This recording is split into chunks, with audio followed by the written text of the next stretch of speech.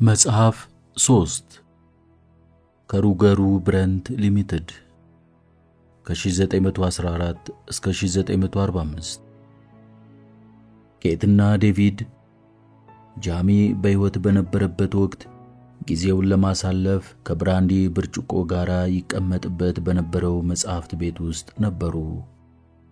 ዴቪድ በመጽሐፍት ቤት ውስጥ ቤቱ እንደተቀመጠ እንደ ሌሎቹ ሙሽሮች ሁሉ የጫጉላ ጊዜያቸውን በጥሩ ሁኔታ ለማሳለፍ በቂ ጊዜ ባለማግኘታቸው ብስጭት ብሎ የሽርሽር ጉዞ ለማድረግ በመፈለግ ለማንኛውም ጠቅላላ መጋዘኑን በኃላፊነት ሊቆጣጠር የሚችል አንድ ሰው ሊኖረን ይገባል አላት። በሐሳቡ ስለተስማማች መላው ዓለምን እየተዘዋወሩ ከጎበኙ በተለይ ወደ ፓሪስ፣ ዙሪክ፣ ሲድኒና ኒውዮርክ ለሥራ ጉዳይ ደጋግመው ተመላለሱ። የትም ይሄዱ የትም ጥቂትም ቢሆን ለራሳቸው መዝናኛና መደሰቻ የሚሆን ጊዜ በፕሮግራማቸው ውስጥ ማስገባታቸው የማይቀር ነበር። ሌሊት ሲያወሩ የልባቸውን ሲገላለጹና ፍቅር ሲሰሩ ያድራሉ። ኬት ለዴቪድ የማያልቅ ደስታ መጋቢ ሆነች። በጠዋት ትቀሰቅሰውና ቀኑን በፍቅርና በደስታ እንዲጀምር ፈገግታዋንና ፍቅሯን ትመግበዋለች። ከጥቂት ሰዓታት በኋላ ንግድ ነክ በሆኑ ሥራዎች፣ ስብሰባዎችና ውይይቶች ላይ አብራው ትገኝና ከጎኑ በመቀመጥ አስፈላጊውን ሁሉ ትረዳዋለች። ይህንን በመሰለው ከፍተኛ ኃላፊነትን በሚጠይቅ የንግድ ሥራ ላይ የተሰማሩት በጣም ጥቂት ሴቶች ሲሆኑ ኬት የተፈጥሮ ችሎታዋን በትምህርት ይበልጥ ስላዳበረችው ለንግድ ሥራቸው መቃናት በእጅጉ አገዛቸው። በተለይም የረጅም ጊዜ ልምድ ካካበቱት የንግድ ሰዎች ጋር ኬት ውይይት በምታደርግበት ወቅት አቀባበሏ፣ መልስ አሰጣጧና ክርክር በሚያስፈልግበትና መግባባት ባልተፈጠረበት ጉዳይ ላይ ተጨባጭ የሆኑ ነጥቦችን በማቅረብ ግንዛቤ አስጨብጣ ለማሳመን እንደምትችል ዴቪድ ሲመለከት ይደነቃል። በቁጣ ወይም በንዴት ተሞልተውና ተገፋፍተው የሚቀርቧትን ሰዎች አግባብታና አረጋግታ ሁኔታዎችን እንዲረዱ ታደርጋለች። ሰዎቹ ሁኔታዋን ሲረዱ ከመርካታቸው ሌላ የሚመለሱት ለኬት ያላቸውን አድናቆት እየገለጹ ነው። ኬት በተፈጥሮ ተናግሮ የማሳመንና የማሸነፍ ችሎታ ያላት ናት። ምን እንደምትፈልግና የፈለገችውንም እንዴት ማግኘት እንደምትችል ጠንቅቃ ታውቃለች። ይህንን ነው ኬት ሁሉንም የማድረግ ችሎታና ስልጣን የምትለው። ዴቪድና ኬት የጫጉላ ጊዜያቸውን የመጨረሻ ሳምንት በዳርክ ወደብ በሚገኘው የሴዳር ኮረብታማ ቤት ውስጥ ባስደሳች ሁኔታ ነበር ያሳለፉት። ሰኔ 28 ቀን 1914 የመጀመሪያው የጦርነት ወሬ የተሰማበት ቀን ነበር። በዚህ ዕለት ዴቪድና ኬት በሱዜክስ በእንግድነት ተጋብዘው ነበር። ግብዣው ለተወሰነ ሰዓት ብቻ ሳይሆን ያለማቋረጥ አንድ ቀንና ሌሊት የሚቆይ ነው። አለባበሱም በቁርስ የጠዋት ልብስ፣ በምሳ የቀን ልብስና በእራት የማታ ልብስ ሲሆን ስነ ሥርዓቱም ጥብቅና የተከበረ ነበር። ዴቪድ እየተነጫነጨ እኔ የተረገምኩ ጣውስ፣ እኔ ፒኮክ መሆኔ ነው እየተሰማኛለሁ አላት።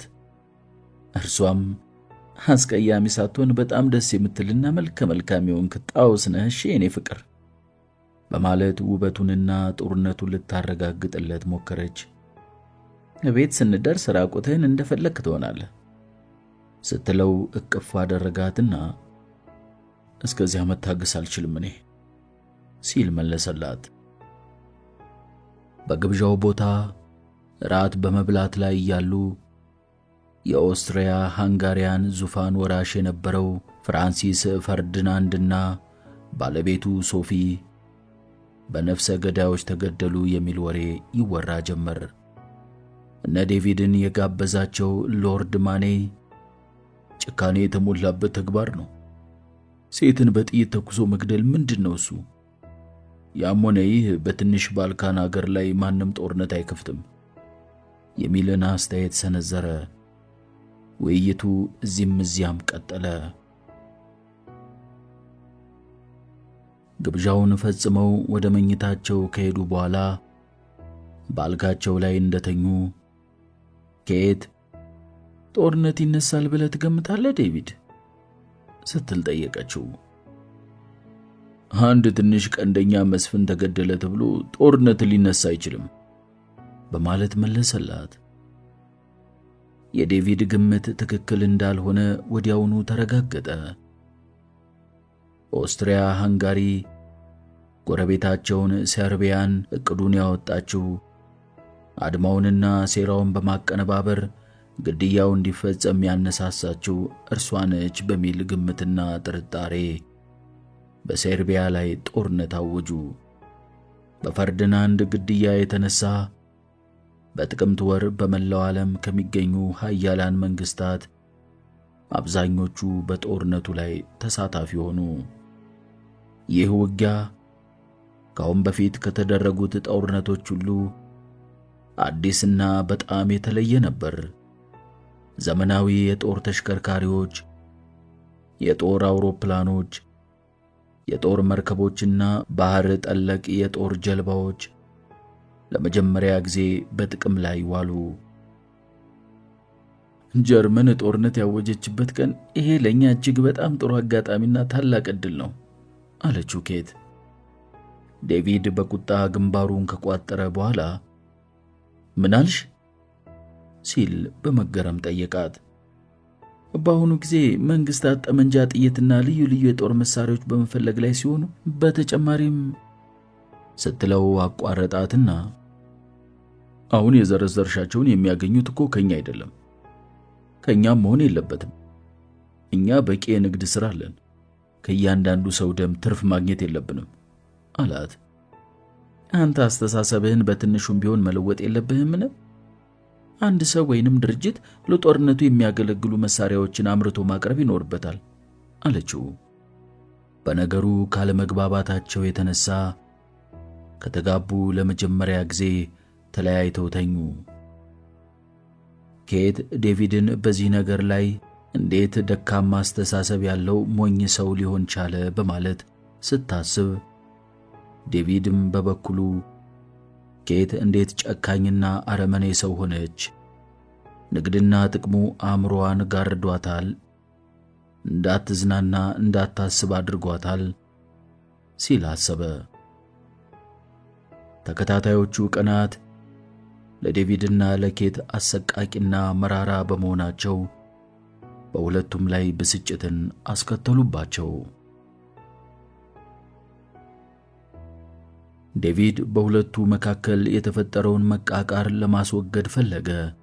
እንዴት አድርጎ የነበረውን ፍቅር መልሶ ለመገንባት እንደሚችልና ከየት እንደሚጀምረው ግራ ገባው። ኬት በጣም የተኩራራች ከመሆኗም በላይ እርሱን ይቅርታ ላለመጠየቅ ሐሳበ ግትር ሆነች። ይህንን ያደረገችው ያለ ምክንያት አልነበረም። ባቀረበችው ሐሳብ ትክክለኝነት ትተማመንበት ስለነበረ ነው።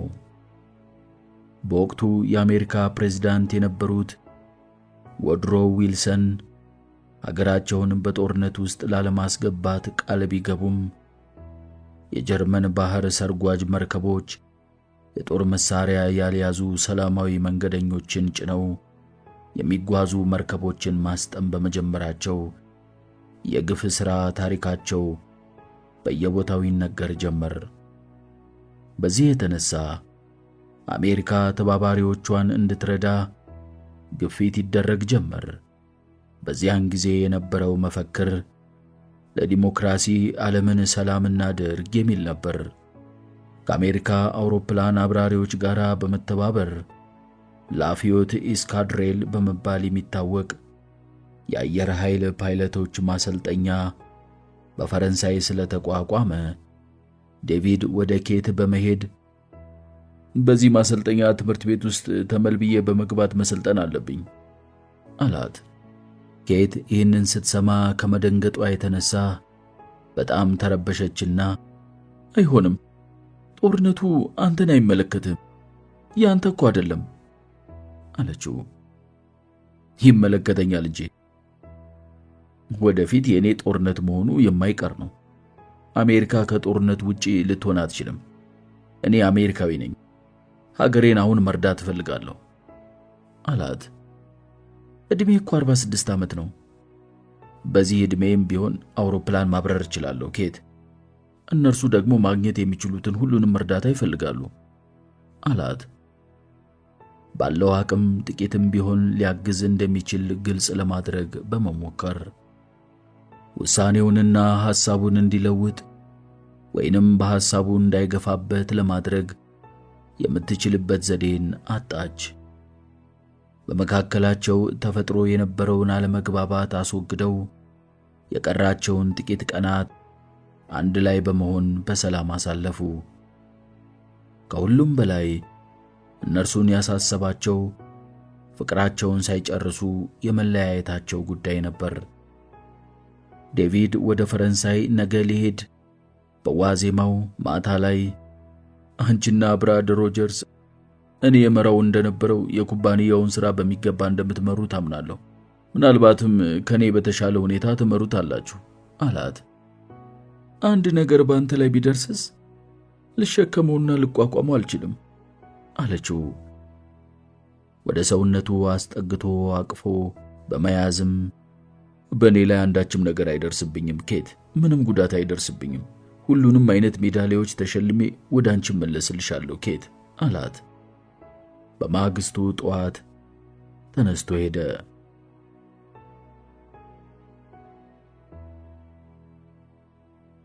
ዴቪድ አጠገቧ አለመኖሩ ለኬት ሞት ነው። ዴቪድን አሸንፋ የራሷ ለማድረግ አያሌ አስቸጋሪ ሁኔታዎችን ተወጣለች። ረጅም ጎዳና ተጉዛለች። በአሁኑ ጊዜ ከዴቪድ በመለየቷ እያንዳንዷ ሴኮንድ አስፈሪና አሰቃቂ ሆነችባት። ዴቪድ በአካሏ ቢለያትም አሁንም ፍቅሩና ትዝታው ግን ከእርሷ ጋር ነው። የማታውቃቸው ሰዎች ሲናገሩ ዴቪድ የተናገረ ይመስላታል። በሐሳቧ የዴቪድን ድምፅና ያነጋገሩን ስልት ታዳምጣለች። በመንገድ ላይ ሌሎች ሰዎች ሲስቁ፣ ጥቅስና ምሳሌ ሲናገሩ ስትሰማ፣ የሰዎችን ጠረን ስታሸት፣ ዘፈን በሚዘፈንበት ጊዜ ብቻ ምን አደከማችሁ፣ በሁሉም ቦታና ሁኔታ ላይ ዴቪድ እንዳለበትና እንደተካፈለበት ትቆጥረዋለች። በየቀኑ ረጅም የሆነ ደብዳቤ ትጽፍለታለች። ከዴቪድ ደብዳቤ በሚደርሳት ወቅት ያንን ደብዳቤ ደግማ ደጋግማ እስከሚበጣጠስ ድረስ ታነበዋለች። ዴቪድ ደህና ስለነበር ይጽፍላታል። ጀርመኖች በአየር ላይ ጦርነት የበላይነቱን እንደያዙ ናቸው። ሆኖም ይህ ሁኔታ ይለወጣል። አሜሪካ በፍጥነት እርዳታ ታደርጋለች የሚል ጭምጭምታ ይነፍሳል። ዴቪድ ኬትን በጣም ስለሚያፈቅራት በጦርነት ላይ ቢሆንም መጻፍ የሚችልበትን ትንሽ አመቺ ሁኔታ ሲያገኝ ይጽፍላታል። በመጨረሻ በጻፈላት ደብዳቤ ላይ ለኔ ፍቅር ስትይ ራስሽን አትጣይ፣ አንዳችም አይነት ጉስቁልናና ጉዳት እንዲደርስብሽ አታድርጊ፣ ማዘን አያስፈልግም። ይህንን ካደረግሽ እስከ መጨረሻው እጠላሻለሁ፣ እቀየምሻለሁ ኬት የሚል ነበረበት። ኬት ብቸኝነቷንና ጭንቀቷን ለመርሳት ስትል ጊዜዋን በሙሉ በሥራ ለማሳለፍ ትጣጣር ጀመር። ጦርነቱ በተጀመረበት ወቅት ከአውሮፓ ሀገሮች ፈረንሳይና ጀርመን በጦር መሳሪያዎች በኩል እጅግ የተጠናከረ ትጥቅ የነበራቸው ቢሆንም የጦር ቃል ኪዳን ሀገሮች ደግሞ ከእነርሱ ይልቅ ከፍተኛ የሆነ የሰው ኃይልና መሳሪያ ያላቸው ናቸው። ሩሲያ በዚያን ጊዜ ብዛት ያለው የጦር ወታደር ቢኖራትም ወታደሮቿ የሚዋጉበት መሳሪያና የጦር አመራሩም ደካማ ነበር። ይህንን ሁሉ ጠንቅቃ የተረዳችው ኬት በጦርነቱ ተካፋይ የሆኑ ሀገሮች የሚፈልጉት እርዳታ እንዳለ ደርሳበታለች። ሁሉም እርዳታ ይፈልጋሉ። በጦርነቱ ተካፋይ የሆኑ ሀገሮች የሚፈልጉት ታንክ፣ ጠመንጃና ልዩ ልዩ የጦር መሳሪያዎችን ነው ብላ ለብራድ ሮጀርስ ስትነግረው በሁኔታው ደስ ባለመሰኘቱ በሐሳቧ አልተስማማም ነበር። ሮጀርስ ዴቪድ ይህንን አያስበውም ብሎ ንግግሩን ሳይጨርስ ዴቪድ እዚህ የለም፣ እዚህ መስራቱ የኔና ያንተ ፋንታ ስለሆነ የምንወስነውም እኛው ነን አለችው። ብራድ ሮጀርስ ኬት ምን ማለቷ እንደሆነ ገብቶታል። ዴቪድ የጦር መሳሪያዎችን በማምረት ረገድ ያለው አቋም ለኬት ሊገባት አልቻለም።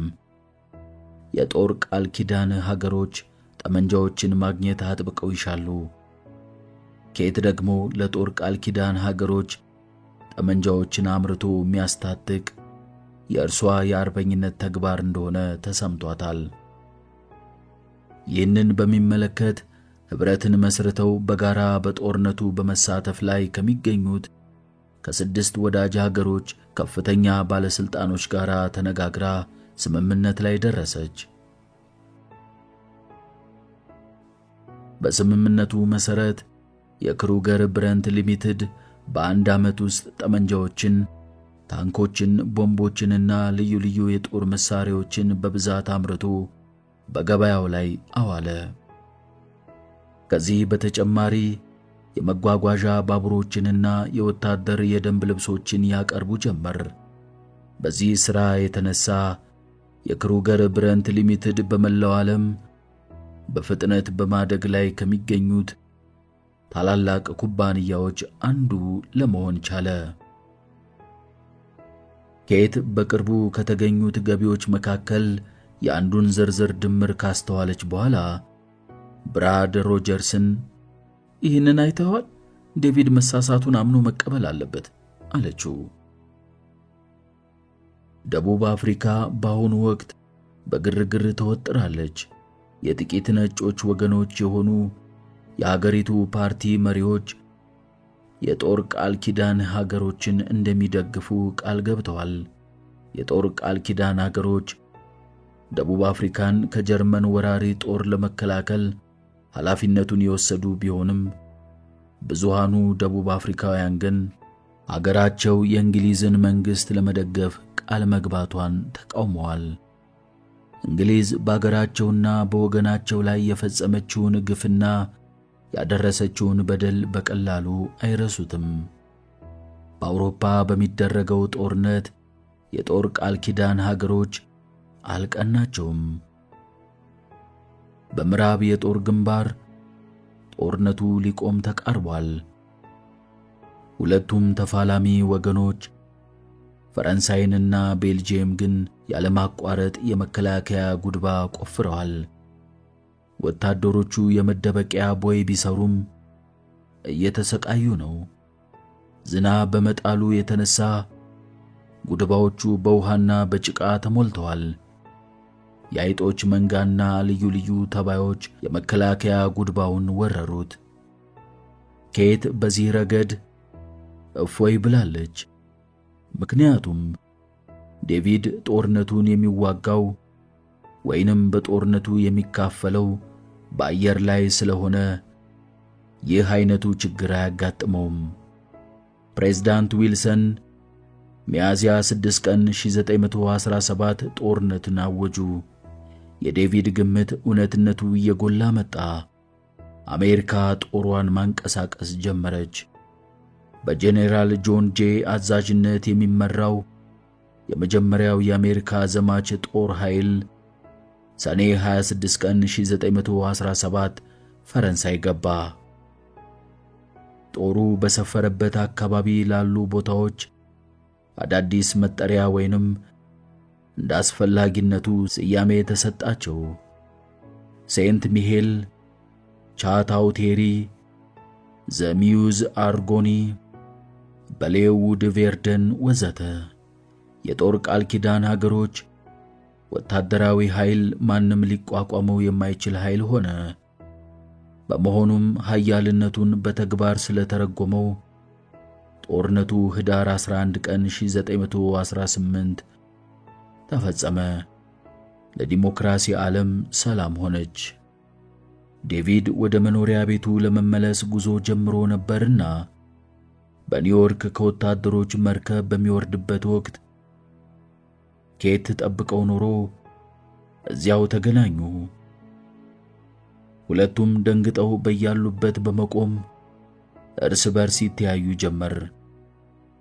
በአካባቢያቸው ያለው ጩኸትና የሕዝብ ብዛት ስሜት ሳይሰጣቸው ኬት በዴቪድ ጉያ ውስጥ በመሆን የናፍቆት ሰቀቀን መውጫዋን ያለማቋረጥ ይለዋወጡ ጀመር። ዴቪድ ሰውነቱ ከመክሳቱም በቀር የድካም ምልክት እንደሚታይበት ኬት ተገንዝባለች። ወይኔ አምላኬ፣ በጣም ናፍቀኝ ነበር አለችው። እርሱን ለመጠየቅ የምትፈልጋቸው ከሺህ የሚበልጡ ጥያቄዎች አሏት። ሆኖም መታገስ ነበረባት። ወደ ሴዳር ኮረብታማ ቤት ወስዳለሁ። እረፍት ለማድረግ የምትችልበት ትክክለኛ ቦታ እዛ ነው አለችው።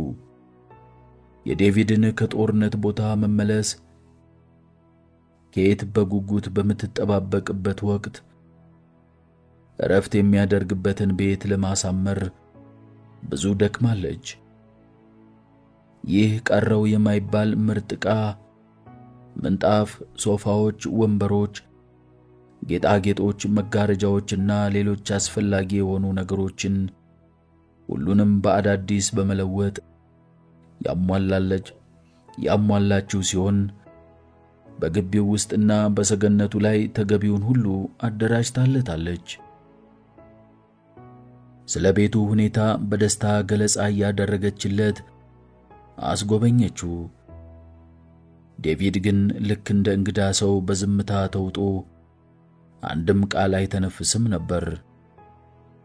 ጉብኝቱን እንደጨረሱ ባደረግኩት ነገር ተደስታል የኔ ውድ በማለት ጠየቀችው።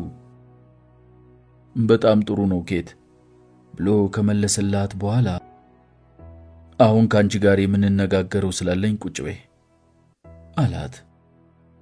የተሰማት ደስታ ፈጥኖ ወደ ቅሬታ ተለወጠ። ከመደንገጧ የተነሳ የፍርሃት ስሜት ተሰምቷት የተፈጸመ ስህተት አለ ይሆን ስትል ጠየቀችው። እኛ ከዓለም ሕዝብ ለግማሹ ትጥቅና ስንቅ አቅራቢዎች መስለን ታይተናል ሲላት፣ ቆይ መዝገባችንን እስክታይ ድረስ አትቸኩል፣ የኛ ኩባንያ ያተረፈው እኮ ብላ ንግግሯን ለመቀጠል ስትፈልግ እኔ የማወራው ስለ ሌላ ጉዳይ ነው በማለት አቋረጣት። እኔ እንደማስታውሰው እኔ ከመሄዴ በፊት የኩባንያችን ትርፍ በጣም ጥሩ ነበር። እኔና አንቺ ለጦርነት የሚያገለግሉ መሳሪያዎችን በማምረት ረገድ እጃችንን እንዳናስገባ ተስማምተንም እንደነበር አስታውሳለሁ አላት።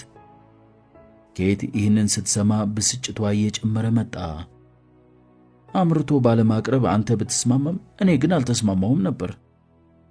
በሁለቱ መካከል ያለው ሁኔታ ለማለዘብና ለመቆጣጠር እየሞከረች ጊዜዎች ተለውጠዋል ዴቪድ፣ ከጊዜው ጋር አብረን ራሳችንን መለወጥ መቻል አለብን አለችው። አተኩሮ አያትና ለስለስ ባለ ድምፅ አንቺስ ተለውጠሻል ሲል ጠየቃት። በዚያው ምሽት አልጋ ላይ እንደተኛች ከዴቪድና ከእርሷ ማን እንደተለወጠ ራሷን ትጠይቅ ጀመር። እርሷ ጠንካራ የሆነች መጣች ወይንስ ዴቪድ ደካማ የሆነ? ዴቪድ የጦር መሳሪያዎችን በማምረቷ አንስቶት ስለነበረው ክርክር አስታወሰችና በጣም ድክመት የታየበት ክርክር ነበር አለች። ከሁሉም በላይ አንድ ኩባንያ አስፈላጊ የሆኑትን የጦር መሳሪያዎችን አምርቶ ለጦር ቃል ኪዳን ሀገሮች ማቅረብ ነበረበት። በዚህም እጅግ ብዙ የሆነ ትርፍ እንዳለው ወይንም እንደሚገኝበት የታወቀ ነው። የዴቪድን የንግድ ሥራ ችሎታና ስሜት ምን ነካው? አለች ኬት። እርሷ ዴቪድን የምትገምተው ከምታውቃቸው ጠንካራና አርቆ የማሰብ ችሎታ ካላቸው ጥቂት የዓለማችን ሰዎች መካከል እንደ አንዱ አድርጋ ነበር። አሁን ግን ከዴቪድ እጅግ በጣም በተሻለ ሁኔታ ንግዱን ራሷ ለመምራት እንደምትችል ተገነዘበች። ይህንን ስታወጣና ስታወርድ ሌሊቱን ያለ እንቅልፍ አሳለፈችው። ዴቪድና ኬት ጠዋት ተነስተው ቁርስ ከበሉ በኋላ በግቢው ውስጥ ይንሸራሸሩ ጀመር። አካባቢው በእርግጥ አስደሳች ነው። የእረፍት ጊዜን እዚህ በማሳለፌ በጣም ደስ ብሎኛል ሲላት፣ ኬት በበኩሏ ማታ ስለተነጋገርንበት ጉዳይ ስትለው አቋረጣትና አንድ ጊዜ ሆኗል።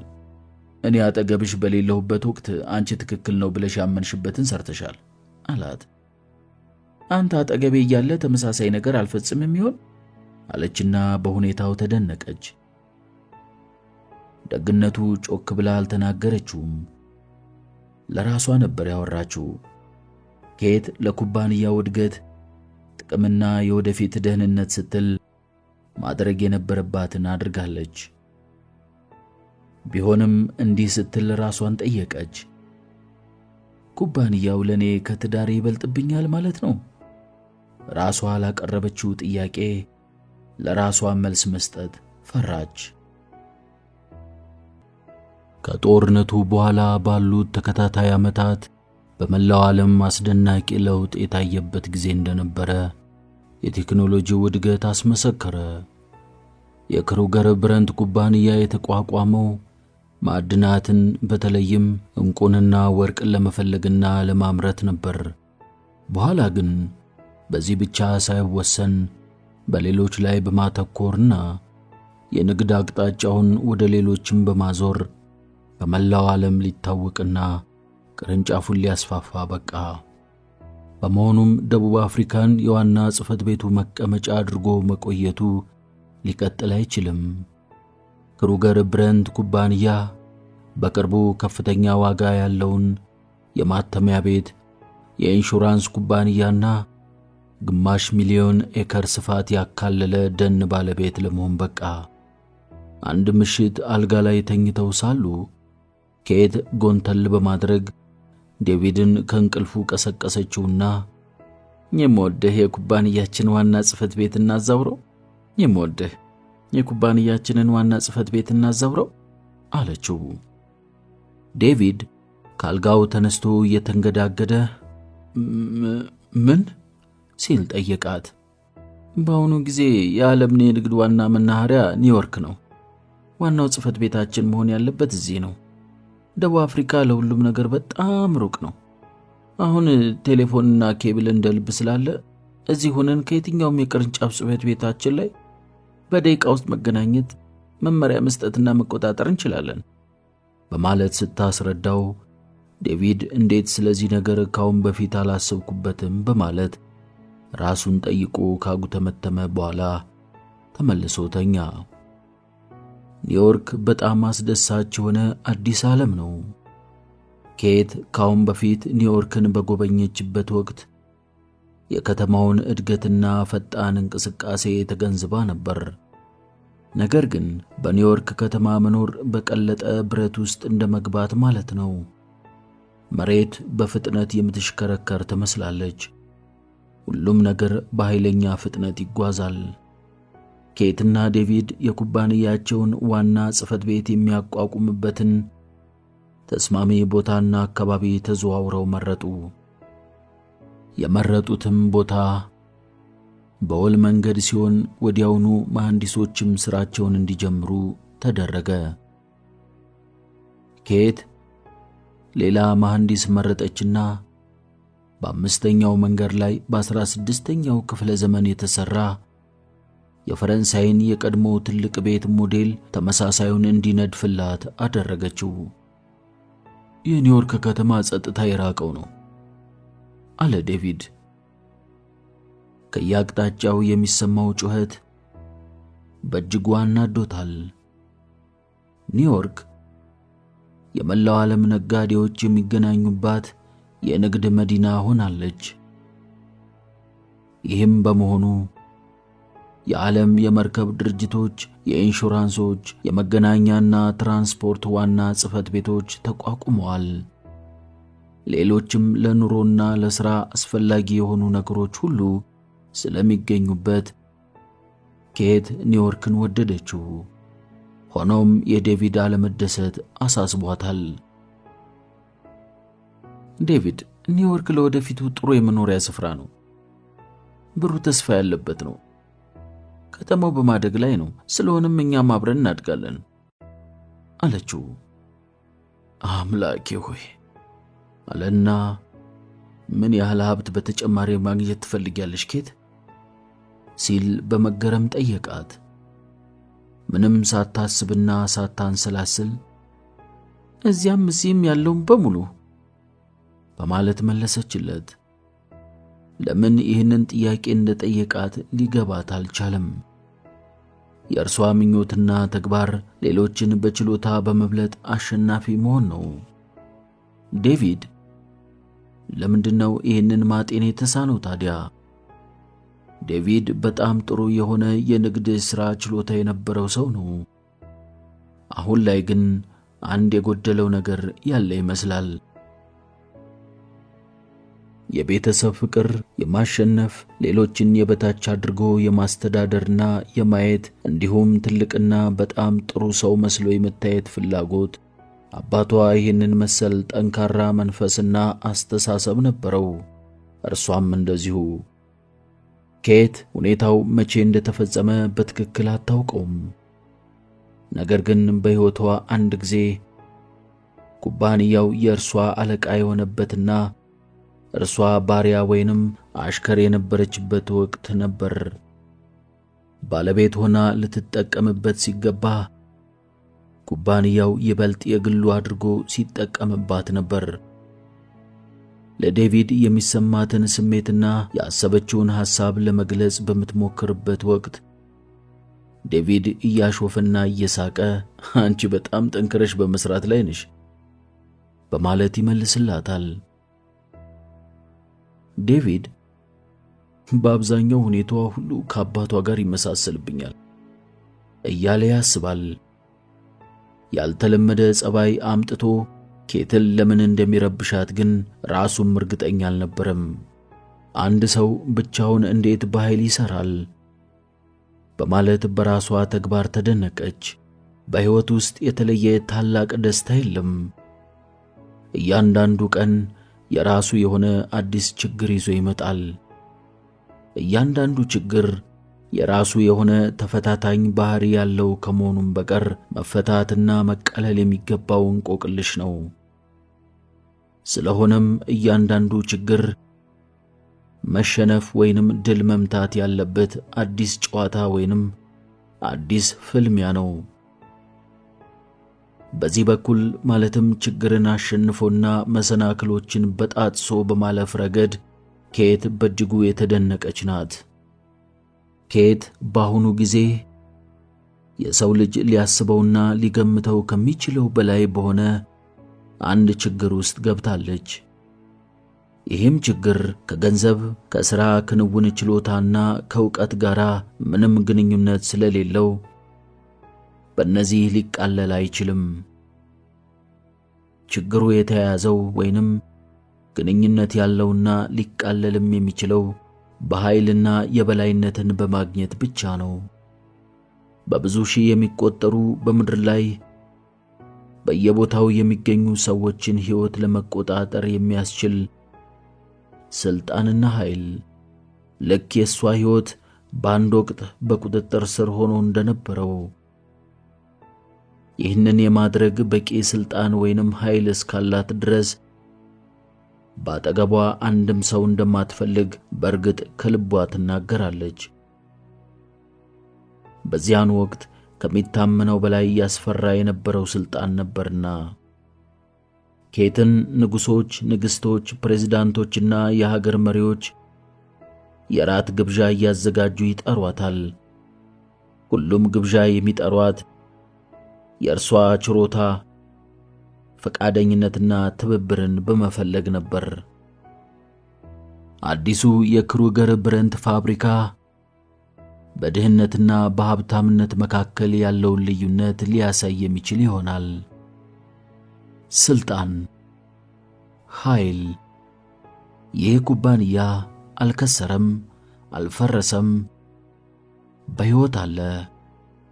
በማደግ ላይ ያለ እጅግ ግዙፍ ኩባንያ ስለሆነ አስፈላጊ ሁሉ ሊቀርብለትና ሊሟላለት ይገባል። ኩባንያው ያጋጠሙትን መሰናክሎች እየተወጣ በሕይወት እንዲቆይ ለማድረግ አንዳንድ ጊዜ የሕይወት መሥዋዕትነትም አስፈላጊ የሚሆንበትም ጊዜ እንደሚኖር ተገንዝባለች።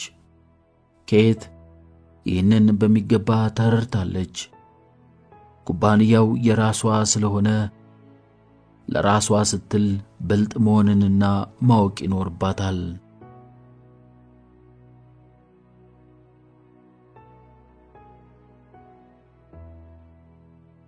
ዋናውን ጽሕፈት ቤት ወደ ኒውዮርክ ካዛወሩት ከአንድ ዓመት በኋላ በመጋቢት ወር ውስጥ በኬት ጤንነት ላይ ሳንካ ተፈጠረ።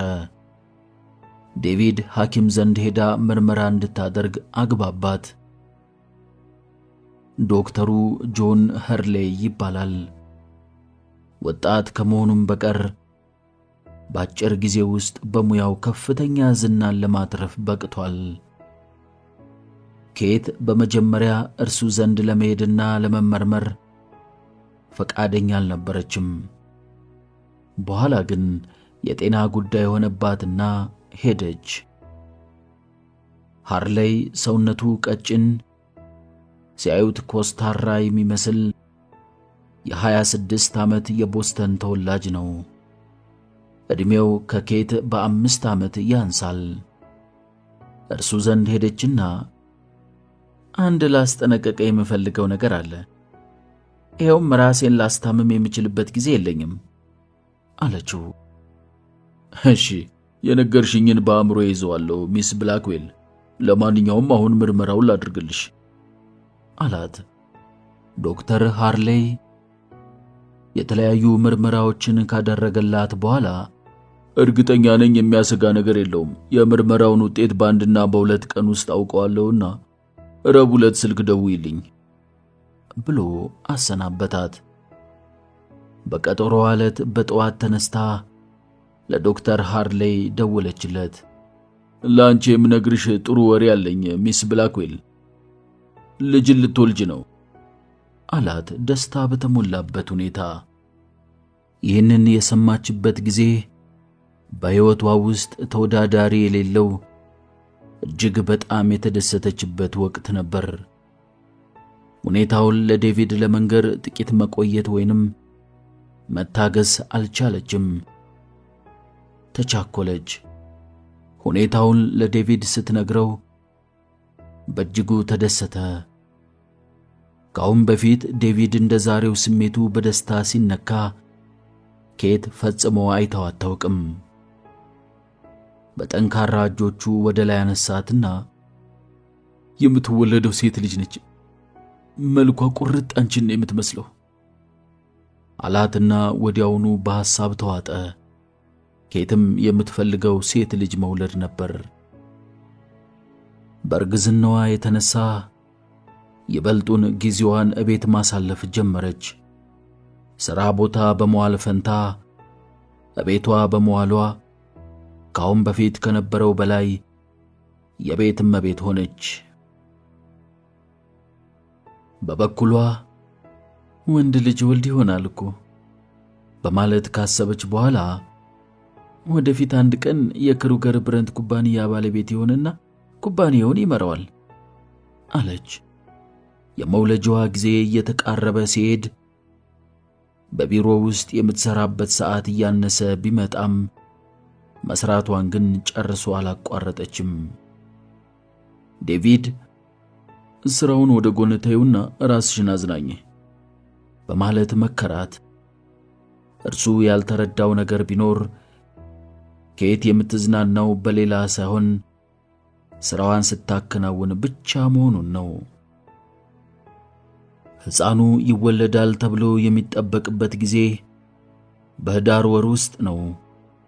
ኬት ግን በህዳር ወር ውስጥ በ25ኛው ቀን ላይ ለመውለድ ሞክራለሁ በማለት ቀኑን ለይታ ለዴቪድ ቃል ገባችለትና ሕፃኑ ለኛ የገና ስጦታችን ይሆናል አለችው።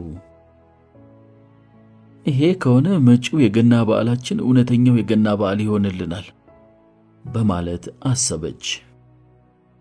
ኬት የግዙፉ ኩባንያ ባለቤትና አስተዳዳሪ ናት። ያፈቀረችውን ሰው ለማግባት ችላለች። ከእርሱ ልጅ ልትወልድ ነው። ሰውነቷ ወፍሯል። እርግዝናዋ ያደክማት ጀምሯል። በዚህ የተነሳ ወደ ቢሮ ለመሄድ እንኳን ችግር ሆነባት። ይህንን የተገነዘቡት ዴቪድና ብራድ ሮጀርስ እቤት እንድትውል በመከሯት ቁጥር የምትሰጠው መልስ አእምሮ ያልደከመም አሁንም በትክክል መስራት ይችላል የሚል ነበር።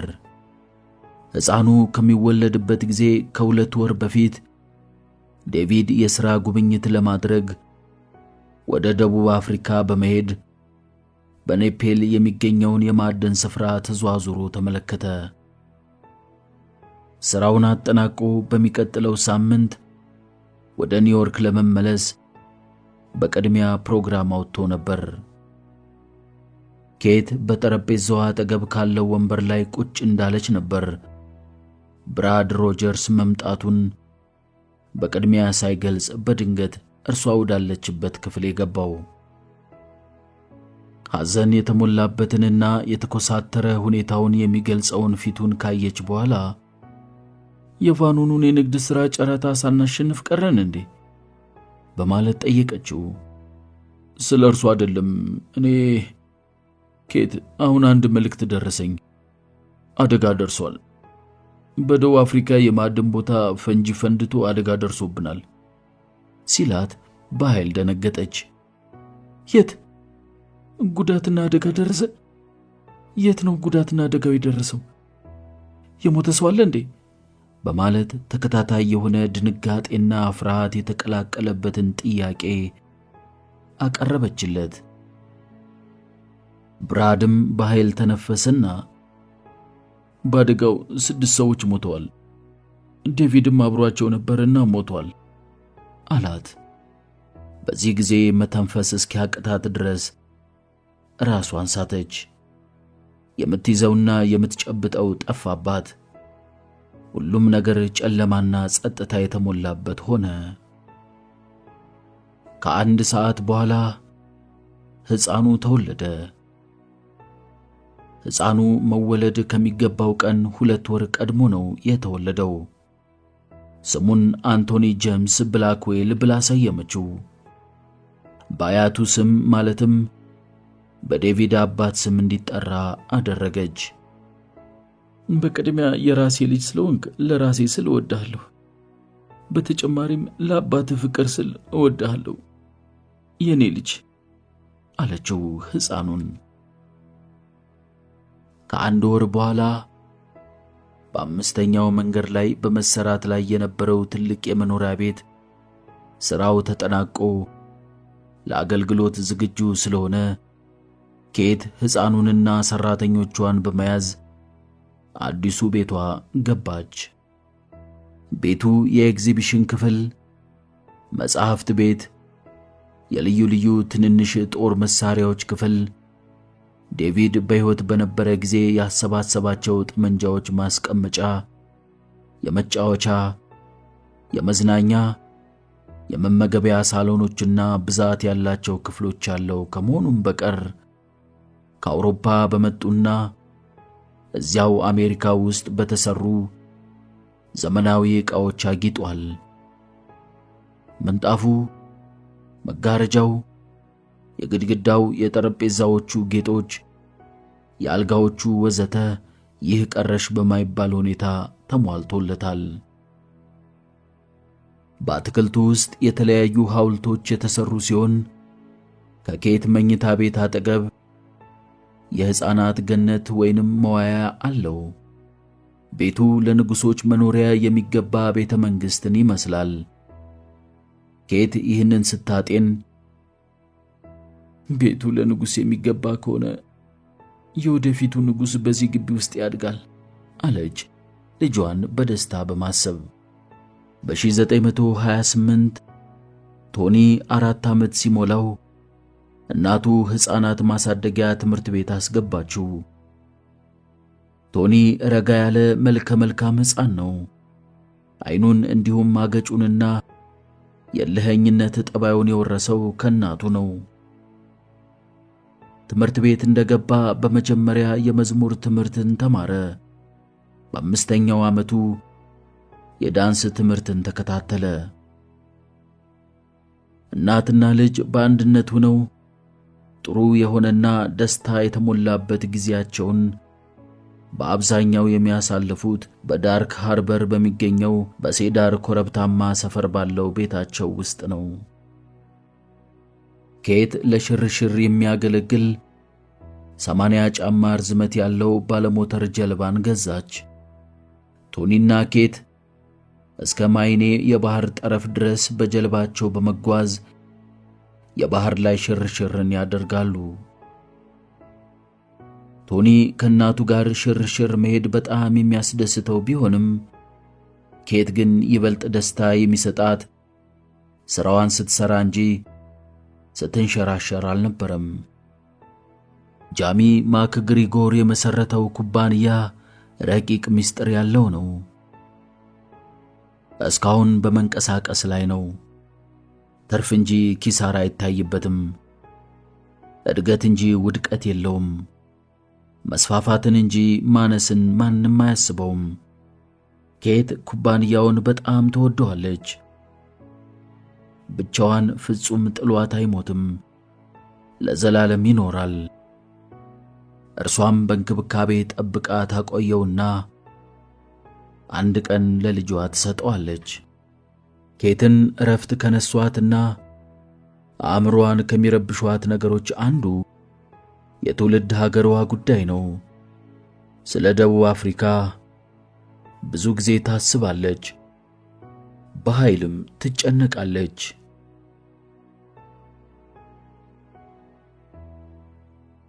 በደቡብ አፍሪካ የዘር ልዩነት ሁኔታ መሻሻሉና መጥፋቱ ቀርቶ እየባሰበት መጣ። በዚህ የተነሳ ኬት አእምሮዋ እየተረበሸ ተቸግራለች። ሰላም ተነስታለች። በደቡብ አፍሪካ 2 የፖለቲካ ካምፖች ወይንም ድርጅቶች አሉ። ቬርክራምፔቴስ በመባል የሚታወቁት ጠባቦቹ አንድ ድርጅት ሲኖራቸው፣ ገለልተኝነትን የሚደግፉ የተማሩና የፖለቲካ ንቃታቸው የዳበረው ደግሞ ሌላ ድርጅት አላቸው። እነኚህ የጥቁሮቹን ሰብአዊ መብት ለማስከበር የኑሮ ሁኔታቸውን ለማሻሻልና ለማሳደግ የሚጣጣሩ ናቸው። የደቡብ አፍሪካ ጠቅላይ ሚኒስትር ጄምስ ሃርተርዞግና ጃን ስሚትስ ግንባር በመፍጠር ኃይላቸውን አቀላቅለው ከተጠናከሩ በኋላ አዲስ የመሬት ይዞታ ሕግን አወጁ።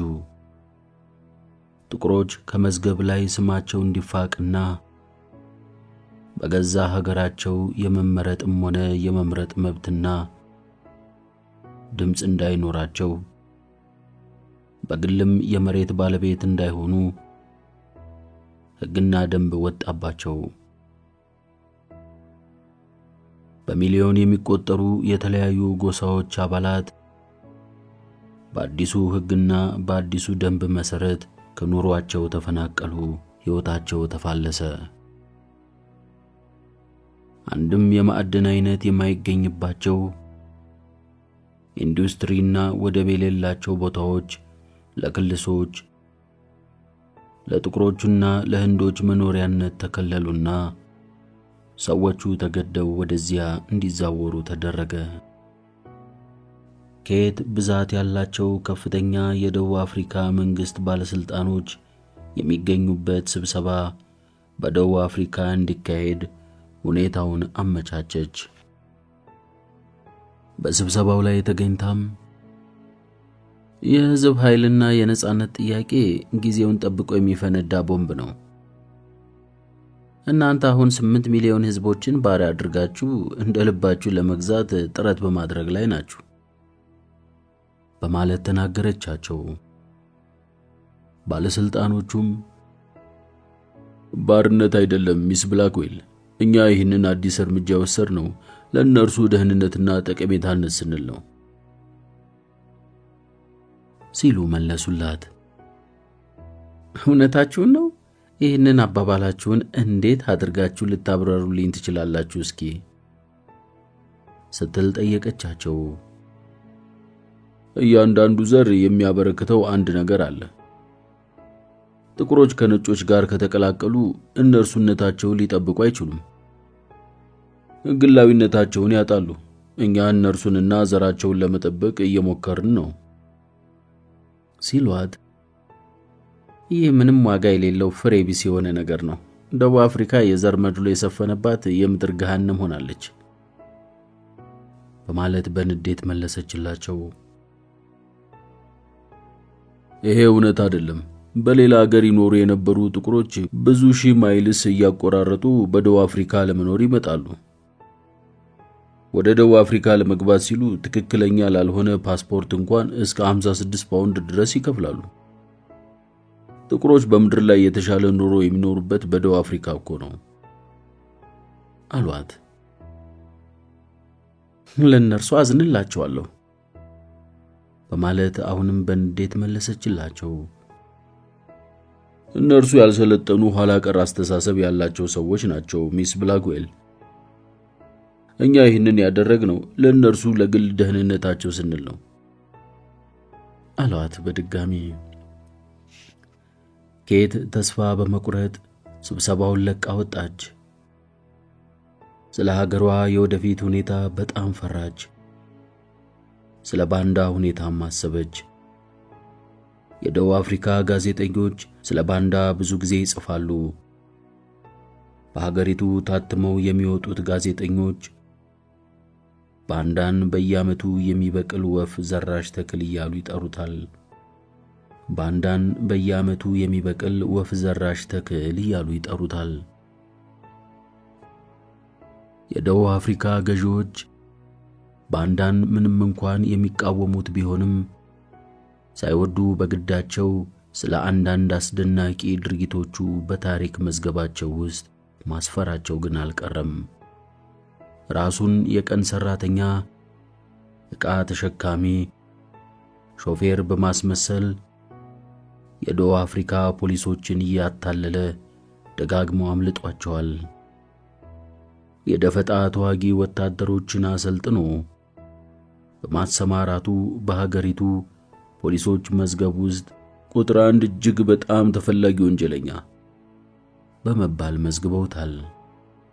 ኬፕ ታይምስ በመባል የሚታወቀው የሀገሪቱ ጋዜጣ ጥቁሮች ሰላማዊ ሰልፍ ባደረጉበት ጊዜ ባንዳን በድል አድራጊነት ተሸክመው በመጨፈር በመኖሪያ ቤታቸው አካባቢ ሲዘዋወሩ መታየታቸውን ዘግቧል። ባንዳ ከአንዱ መንደር ወደ ሌላው እየተዘዋወረ በተማሪዎች ስብሰባ ላይ እየተገኘ ንግግር ያደርጋል። ፖሊሶቹ ሊይዙት ሲሄዱ ይሰወርባቸዋል። ፖሊሶቹ ይዘው የሚመልሱት ባንዳን ሳይሆን ወሬ ብቻ ነው። ባንዳ በብዙ መቶ የሚቆጠሩ ጠባቂዎች፣ ጓደኞችና ተከታዮች እንዳሉት ይነገራል። እያንዳንዱን ሌሊት የሚያሳልፈው በተለያዩ ቤቶች ነው። ዛሬ ያደረበትን ነገ መልሶ አያድርበትም። ኬት ከሞት በስተቀር የባንዳንና የደቡብ አፍሪካውያንን ትግል የሚገታው እንደሌለ ታውቃለች። ከባንዳ ጋር ለመገናኘትና ለመወያየት በመፈለጓ ለረጅም ጊዜ ያገለገለ ዊሊያም የተባለውን ታማኙን የሰራተኞቿን አለቃ አስጠራችው። ዊሊያም ባንዳ ልታገኘው የምትችል ይመስልሃል? ስትል ጠየቀችው። ኬት ዊሊያምን ለዚህ ተግባር የመረጠችው ጥቁር በመሆኑ ብቻ ሳይሆን በእርሱ ላይ የጠነከረ እምነት ስለነበራት ነው። ባንዳን ማግኘት የሚቻለው እሱ ራሱ ለመገኘት ፈቃደኛ የሆነ እንደሆነ ብቻ ነው በማለት ሲመልስላት፣ ሞክር፣ እኔ ከእርሱ ጋር ለመገናኘት እፈልጋለሁ አለችው። እሺ እስቲ ልሞክር ብሏት ሄደ። በማግስቱ ጠዋት ዊሊያም ወደ ኬት ዘንድ መጣና ዛሬ ማታ ሌላ ፕሮግራም ከሌለሽና የሚመችሽ ከሆነ ባንዳ ወደሚገኝበት ስፍራ ከከተማ ውጪ የሚወስድሽ መኪና ተዘጋጅቶ ይጠብቅሻል አላት። ኬት በቀረበላት መኪና ከጆሐንስበርግ ከተማ በስተ ሰሜን 70 ማይልስ ርቀት ላይ ወደምትገኘው ትንሽ መንደር ተጓዘች።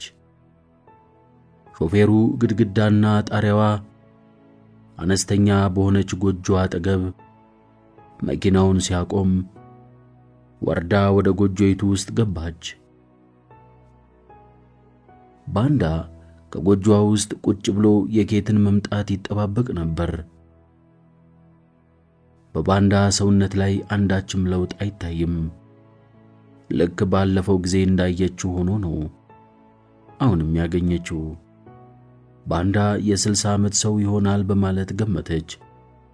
ለብዙ ዓመታት ከፖሊሶች ለማምለጥ ሲሮጥ ቢኖርም ኬትን የቀረባት መንፈሱ የተረጋጋና ጸጥተኛ ሰው ሆኖ ነው። ባንዳ ኬትን እቅፍ አደረጋትና እኔ በማይሽ ጊዜ ሁሉ ውበትሽ እየጨመረና ይበልጥ ቆንጆ እየሆንሽ ነው የማገኝሽ አላት። ኬት ሳቀችና አሁንማ አርጅቻለሁ፣ ከጥቂት ዓመታት በኋላ 40 ዓመት ይሞላኛል አለችው። ዓመቶቹ አንቺን አልተጫኑሽም። ይህንን ያህል ዕድሜ እኮ ያለሽ አትመስይም አላት። ወደ ማዕድ ቤቱ አብረው ሄዱ። ባንዳ ቡና በሚያፈላበት ወቅት ኬት ከአሁን በፊት ስለተፈጸሙት ሁኔታዎች ምንም ነገር ልሰማ አልፈልግም፣ ግን ይህ ሁኔታ ለወደፊቱ ወዴት እንደሚያመራ ማወቅ ፈልጋለሁ አለችው። ባንዳ ሁኔታው መጥፎ እየሆነ ነው የሚሄደው በማለት መለሰላት። በመቀጠልም የደቡብ አፍሪካ መንግስት እኛ ከነርሱ በእኩልነት እንድንነጋገር አይፈቅድልንም። ነጮች ከነርሱና በእኛ መካከል የነበሩትን የመገናኛ ድልድዮችን አውድመዋቸዋል። ሆኖም ዛሬ ያወደሟቸውን ድልድዮች ወደፊት ከኛ ጋር እንዲያገናኟቸው የሚፈልጉበት ቀን ይመጣል። በአሁኑ ጊዜ አያሌ ጀግኖች አፍርተናል ኬት። ካፈራናቸው ጀግኖች መካከል ነሄሚያህ ቴሌ፣ መኮኔንና ሪቻርድስ ሚስሞንግ የመሳሰሉት ይገኙበታል። ነጮች እኛን ለግጦሽ እንደሚሰማራ የከብት መንጋ በፈለጉት ቀንና ጊዜ ወደ ፈለጉት ቦታ ይገፉናል፣ ያዘዋውሩናል፣ ያንቀሳቅሱናል፣ ይወስዱናል አላት። የሁሉም ነጮች አስተሳሰብ አንድ አይደለም በማለት ኬት የአስተሳሰብ ልዩነት እንዳለ አረጋገጠችለት። ሁኔታዎች እንዲለወጡ ሽንጣቸውን ገትረው የሚከራከሩና የሚዋጉ ነጮች ወዳጆች አሏቸው። ትግሉ አንድ ቀን ይሳካል፣ ሆኖም ጊዜ ይወስዳል አለችው። ጊዜ ሮጦ ያልፋል አላት ባንዳ። እነ ታሚናና ማጉና እንዴት ናቸው ስትል ጠየቀችው። ባለቤቴና ልጄ ተደብቀው ነው የሚኖሩት። ፖሊሶች ዛሬም ቢሆን እኔን በየቦታው ቀንና ሌሊት በመፈለግ ሥራ በዝቶባቸዋል ሲላት፣ አንተን ለመርዳት ምን ማድረግ አለብኝ? ምንም ሳላደርግልህ ዝም ብዬ መቀመጥ አይቻለኝም። ገንዘብ ብሰጥህ ሊረዳ ይችላል ስትል ጠየቀችው። እሱም ገንዘብ ሁልጊዜ ይረዳል በማለት መለሰላት። አዘጋጅልሃለሁ። ሌላስ ምን ትፈልጋለህ? ጸሎት ለሁላችንም ጸልይልን አላት። ኬት በማግስቱ ወደ ኒውዮርክ ተመለሰች። ቶኒ ጉዞ ለማድረግ ዕድሜው ስለፈቀደ ትምህርት ቤቱ በሚዘጋበት ወቅት ኬት የንግድ ሥራ ለማከናወን ወደ ምትዘዋወርባቸው ቦታዎች ይዛው መጓዝ ጀመረች። ቶኒ ሙዚየሞችን መጎብኘት በጣም ይወዳል። ለሰዓታት ያህል እየቆመና እየተዘዋወረ ስዕሎችን፣ ሐውልቶችን፣ ቅርሳ ቅርሶችን፣ የታላላቅ የጦርና የሀገር መሪዎችን፣ የመምህራንን፣ የፈላስፋዎችን ምስል ወዘተ በአድናቆት ይመለከታል። በእረፍት ጊዜው እቤቱ ውስጥ ሆኖ በግድግዳው ላይ የተሰቀሉትን ስዕሎች አስመስሎ ለመንደፍ ይሞክራል። ሆኖም እናቱ ስዕሎቹን ልታይበት ስትሞክር በጣም ያፍራል። ከቶኒ ጋር መሆን በሁሉም አቅጣጫ ደስታን ይሰጣል። ብልህ ተጫዋችና አስቂኝ ነው። መልኩም የደስደስ ያለው ስለሆነ የሚያየውን ሰው ሁሉ የሚያጓጓና ሳሙኝ ሳሙኝ የሚል ልጅ ነው። ኬት በልጇ ከመተማመኗ በቀር የእርሷ ልጅ በመሆኑ ኩራት ይሰማታል። በትምህርቱ ሁልጊዜም ከክፍሉ ተማሪዎች በሙሉ አንደኛ ነው የሚወጣው። ዘወትር የልጇን አስደሳችና አኩሪ የሆነ የትምህርት ውጤት ስትመለከት ሁሉንም ማስደነቅካቸው አይደለም እንዴ የምወድህ ልጄ ትለውና በደስታ ትስቃለች። ከዚያም መቀፈት አድርገውና የእናትነት ፍቅሯንና ደስታዋን ትገልጥለታለች። ወጣቱ ቶኒ የእናቱን ሁኔታ ሲያይ እርሷ እንደምትፈልገው ለመሆን እሷን ይበልጥ ለማስደሰትና የምትጠብቅበትን ለማሟላት ካለፈው ይበልጥ ተግቶ ይማርና ያጠና ጀመር። በ1936 የቶኒ የልደት በዓል በሚከበርበት ዕለት ኬት ከመካከለኛው ምስራቅ የንግድ ሥራዋ ተመለሰች። ልጇ ናፍቋት ስለነበር ለማየት በጣም ጓጉታለች። እርሱም እንደዚሁ እናቱን ለማየት ጥልቅ ፍላጎት ነበረውና ቤት ውስጥ ይጠብቃት ነበር። ተገናኙ። እቅፍ አደረገችውና መልካም ልደት የምወድ ልጄ አለችው። አያይዛም የልደት ቀን ጥሩና አስደሳች ቀን ነበር ስትል ጠየቀችው። አዎ በጣም አስደሳች ቀን ነበር አላት። ኬት ወደ ኋላ ሳብ አደረገችውና እንደገና በደንብ አስተዋለችው። ካሁን በፊት ቶኒ እየተንተባተበ ሲናገር ልብ ብላው አታውቅም ነበር። ለመሆኑ ጤና የተሟላ ነው? ደህና ነህ? ስትል ደጋግማ ጠየቀችው። ደህና ነኝ አመሰግናለሁ እናቴ በማለት መለሰላት። መንተባተብ የለብህም አለችውና ዝግ ብሎ እንዲናገር መከረችው። እሺ እናቴ ብሎ ምክሯን ተቀበለ። በሚቀጥሉት ጥቂት ሳምንታት መንተባተቡ እየባሰበት ሄደ። ኬት ስለ ሁኔታው ዶክተር ሄርሌን ማማከር እንደሚሻላት ወሰነች። ዶክተር ሄርሌይ ምርመራውን ካጠናቀቀ በኋላ በልጁ አካል ውስጥ አንድም ጉድለት የለም ኬት አላትና ልጁ ካሁን በፊት የደረሰበት የአእምሮ ጭንቀት ወይንም ተጽዕኖ ይኖር ይሆናል ሲል ጠየቃት። የኔ ልጅ በእርግጥ ምንም አልደረሰበትም። እንዴት ይህን ልትጠይቀኝ ቻልክ? ቶኒ በቀላሉ የሚቆጣና አንድ ነገር ፈጥኖ የሚሰማ ልጅ ነው አለችው።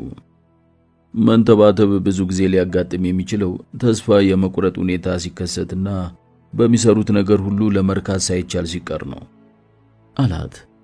ተሳስተሃል ጆን። ቶኒ ሁልጊዜ በትምህርቱ የሚያገኘው ውጤት አስደሳችና ዘወትር ከክፍሉ ቁንጮ ሊያደርገውና በምሳሌነትም ሊያስጠራው የሚችል ነው። በመጨረሻ ተርምም 3 ሽልማቶችን ለመሸለም ችሏል። ሁለገብ ስፖርተኛ ነው። በሁሉም ትምህርትና በስዕልም በጣም ጥሩ የሆነ አስመስጋኝ ውጤት ሊያስገኝ በቅቷል። እኔ ይህንን ሁኔታ ስመለከት በሚሰራውና በሚያገኘው ውጤት አረካም ብዬ ለመናገር የሚችልበት ምንም ምክንያት ላገኝ አልችልም አለችው። አሁን ገባኝ አላት ዶክተር ሄርሌይ። ኬትን ለጥቂት ጊዜ በደንብ ካዳመጣትና ሁኔታውን ካጠና በኋላ ቶኒ ሲንተባተብ ምን ታደርጊያለሽ አንቺ ሲል ጠየቃት። እርግጥ ነው አትንተባተብ እያልኩኝ አርመዋለሁ ስትለው በድጋሚ ይህንን እንዳታደርጊ መክርሻለሁ። የአንቺ ንግግር ብቻ በራሱ ጭንቀት ሊያሳድርበት ይችላል ሲላት ኬት ሁኔታው ከነከናትና መናደድ ጀመረች። ምናልባት አንተ እንደምታስበው ከሆነና ቶኒ የስነ ልቦና ችግር ካለበት ይሄ ችግር ሊደርስበት የቻለው በእኔ ምክንያት አለመሆኑን ላረጋግጥልሃለሁ። እኔ ልጄን በጣም እወደዋለሁ፣ አፈቅረዋለሁ። እንደምወደው እርሱም ያውቃል። ቶኒ እንደ ሌሎች ሳይሆን በምድር ላይ ካሉት ልጆች በጣም የተለየ ችሎታ ያለው ልጅ እንደሆነ እገምታለሁ አለችው። ይህ ነው የችግሩ መንስኤና ዋና ፍሬ ነገር። አንድ አይነት ችግር ባይኖርበት ኑሮ እንዲህ ሊሆን ወይም ሊንተባተብ አይችልም ነበር አላትና ዶክተር ሄርሌይ ጎንበስ ብሎ ቻርቱን ይመለከት ጀመር። አብረን እናስተውለው። ቶኒ አሁን ዕድሜው 12 ዓመት አይደለም በማለት ሲጠይቃት አዎ አለችው። ዶክተሩም ቶኒ ካንቺ ተለይቶ ወደ ሌላ ቦታ ቢሄድ ምናልባት ጥሩ ሊሆንለትና ሊሻለው ይችላል። ስለሆነም ወደ አንድ ቦታ ሄዶ በግል ትምህርት ቤት ቢማር የተሻለ ይሆናል አላት። ኬት ዶክተሩን አፍጣ ትመለከተው ጀመር። አያይዞም ለጥቂት ጊዜም ቢሆን ለብቻው ሆኖ ያለ ጭንቀት ትምህርቱን ይከታተላል። የሁለተኛ ደረጃ ትምህርቱን እስኪያጠናቅቅ እንኳን ለብቻው ሆኖ ቢማር መልካም ነው። በስዊዘርላንድ እጅግ በጣም ጥሩ የሆኑ መልካም ዝና ያላቸው ትምህርት ቤቶች አሉ አላት። ስዊዘርላንድ አለችው። ቶኒ ከእርሷ ተለይቶ ሩቅ አገር ሆኖ ትምህርቱን ይከታተል የሚለው የሚያሳዝንና ለመቀበልም በጣም የሚከብድ ሆነባት። ልጁ በጣም ዕድሜው ትንሽ ነው። ለብቻው ሄዶ ለመማር ዘመድ ካለበት ርቆ ለመኖር ራሱን ቀደም ብሎ ያዘጋጀ አይደለም። እርሱ እኮ ስትል ቆየችና ዶክተር ሄርሌይን በነገሩ አስብበታለሁ ብላው ወጥታ ሄደች። ከሰዓት በኋላ የነበራትን የቦርድ ስብሰባ ሰረዘችና ቀደም ብላ ከቢሮዋ በመውጣት ወደ ቤቷ ሄደች። ቶኒ ጥናት ክፍሉ ውስጥ ሆኖ የቤት ሥራውን ይሠራ ነበር። እናቱ መምጣቷን ባየ ጊዜ ሁሉንም ትምህርቴን አምጥቻለሁ አገኘው የኔ እናት አላት። ስዊዘርላንድ ወደሚገኘው ትምህርት ቤት ሄደ ብትማር ምን ይመስላል የምወድህ ልጄ ስትል ጠየቀችው። ቶኒ አይኑን ቁልጭ ቁልጭ እያደረገ ልሂድ ሲል መልሶ ጠየቃት። ከ6 ሳምንታት በኋላ በመርከብ አሳፍራ ላከችው። ቶኒ የሚጓዘው በጄኔቫ ሐይቅ ዳርቻ ወደምትገኘውና ሮሊ በተባለችው ትንሽ ከተማ ውስጥ ባለው ሊሮዚ ወደሚባለው ኢንስቲትዩት ነበር። ኬት በኒውዮርክ የወደብ መርከብ ላይ በመቆም ቶኒ የተሳፈረበትን ትልቅ መርከብ ከምትጎትተው ባለሞተር ጀልባ ተላቆ የራሱን እንቅስቃሴ እስከሚጀምር ድረስ ትመለከተው ጀመር። ምን አይነት መከራ ነው! እንግዲህ የልጄን ፍቅርና ናፍቆት በምን አንጀቴ ልችለው ነው አለችና በተለየ ሁኔታ ማለትም የሹፌሩና የተሳፋሪው መቀመጫ በግድግዳ ተለይቶ ተከፋፍሎ በተሰራው መኪናዋ ተሳፍራ ወደ ቢሮዋ ሄደች። ኬት ከብራድ ሮጀርስ ጋር አብሮ መስራቱ በጣም ተስማምቷታል። ብራድ ሮጀርስ ኬትን በዕድሜ 2 ዓመት ይበልጣታል። በአሁኑ ጊዜ ዕድሜዋ 46 ዓመቷ ነው። ለብዙ ዓመታት አብረው በመስራታቸው ጥሩ ጓደኝነትን ፈጥረዋል። ለክሩገር ብረንት ኩባንያ ባለው ፍቅርና ታማኝነት ኬት ትወደዋለች።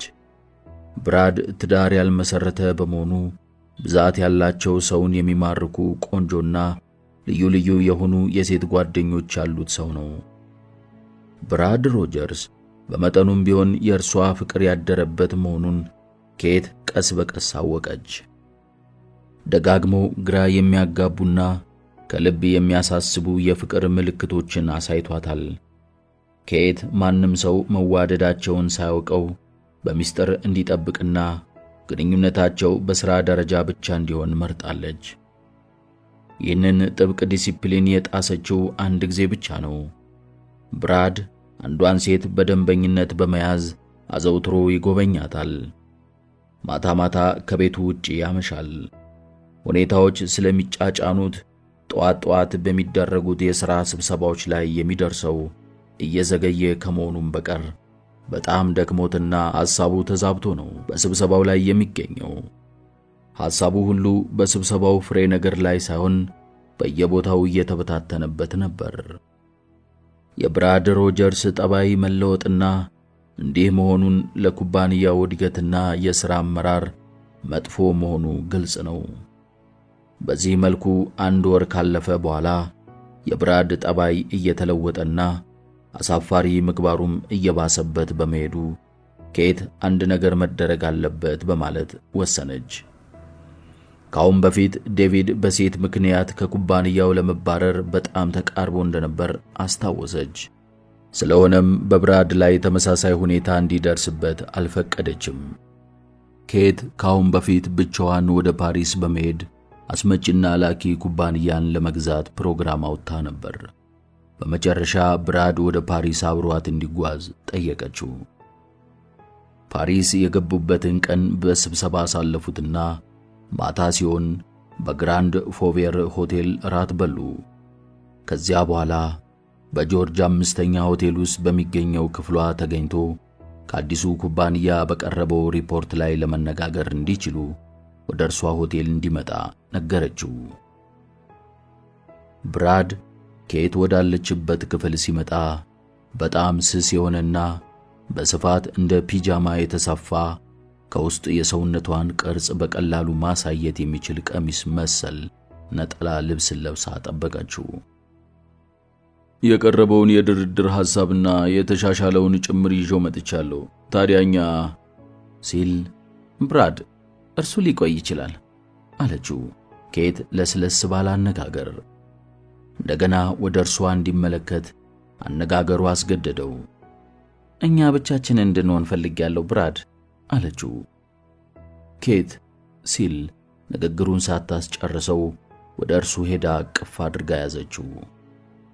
ይህኔ አምላክ አለ ብራድ ከእርሷ ይምጣ ብሎ እንጂ እርሱማ። ወዲያው አንቺን ለማግኘት ብዙ ጊዜ ስመኝሽ ኖሬያለሁ አላት።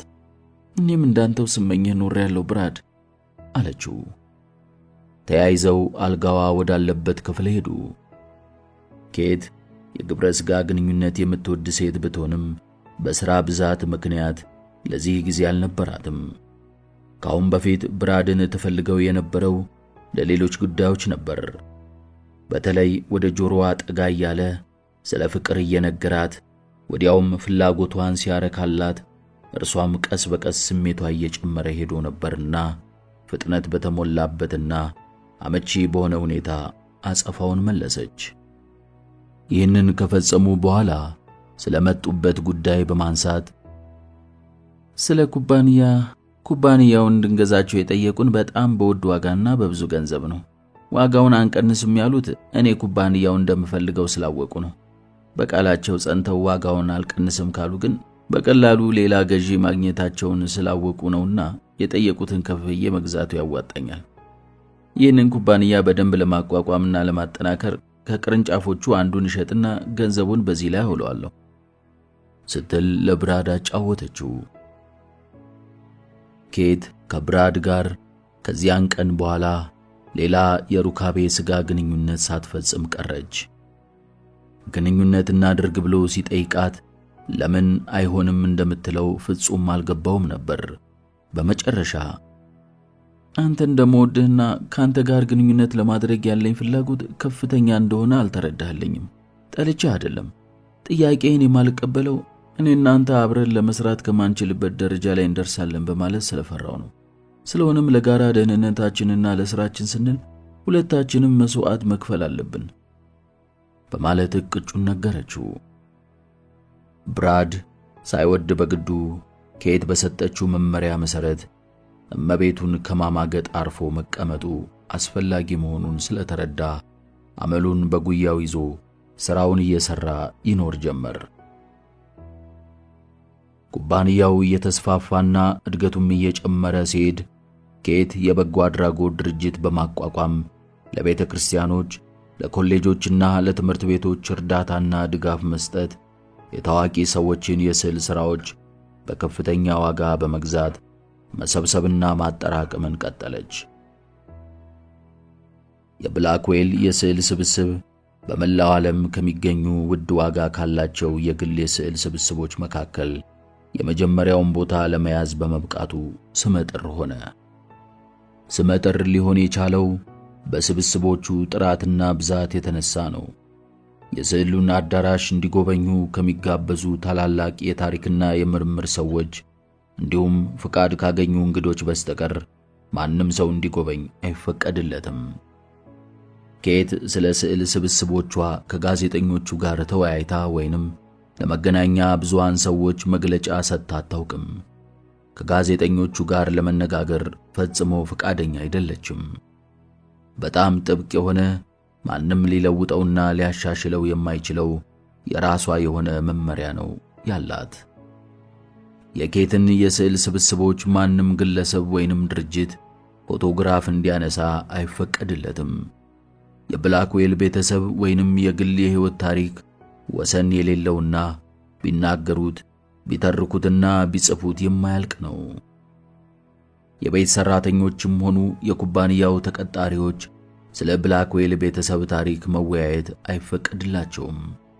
አሉባልታዎችን፣ መጥፎ አመለካከቶችንና ግምቶችን ለማስወገድ ስትል ኬት ከሌሎች ጋር ተመሳጥራ ታሪኩ በሚስጥር እንዲጠበቅ አድርጋለች። ሰዎች ስለ እርሷ የሚያውቁት ነገር ቢኖር በዓለም ላይ እጅግ በጣም ከበርቴና ጠንካራ ከሚባሉት ሴቶች አንዷ መሆኗን ብቻ ነው። ስለ እርሷ በብዙ ሺህ የሚቆጠሩ ጥያቄዎች ይቀርባሉ። መልስ የሚያገኙት ግን በጣም ጥቂቶቹ ናቸው። ኬት ለሊ ሮዚ ኢንስቲትዩት ሥራ መሪ ስልክ ደወለችና ቶኒ በምን ሁኔታ ላይ እንደሚገኝ ለማወቅ ፈልጌ ነበር የደወልኩት አለቻት። በጥሩ ሁኔታ ትምህርቱን በመከታተል ላይ ይገኛል ሚስ ብላክዌል። የአንቺ ልጅ ከሁሉ የበለጠ ግሩም ተማሪያችን ነው እሱ ብላ ዳይሬክተሯ ንግግሯ ልትቀጥል ስትል አቋረጠቻትና እኔ ይህንን ለማወቅና ለመስማት አይደለም የደወልኩት አለቻት። ስለ ቤተሰቧ ቀጥላ የምትናገረውን አምና ለመቀበል ቅር እያላት በብላክዌል ቤተሰቦች ውስጥ አንድ ችግር አለ፣ ማለቴ ስለ ቶኒ መንተባተብ አለቻት ለሥራ መሪዋ። እመቤቴ፣ እስካሁን በልጆው ላይ አንድም የመንተባተብ ምልክት ታይቶበት አያውቅም። በትክክል ነው የሚናገረው። አረ ችግር የለበትም በማለት መለሰችላት። ኬት ከመጨነቋ የተነሳ ይህንን እስክትሰማ ተክዛ ነበር የቆየችው። ይህንን ከሰማች በኋላ ግን ከጭንቀቷ ተገላገለች።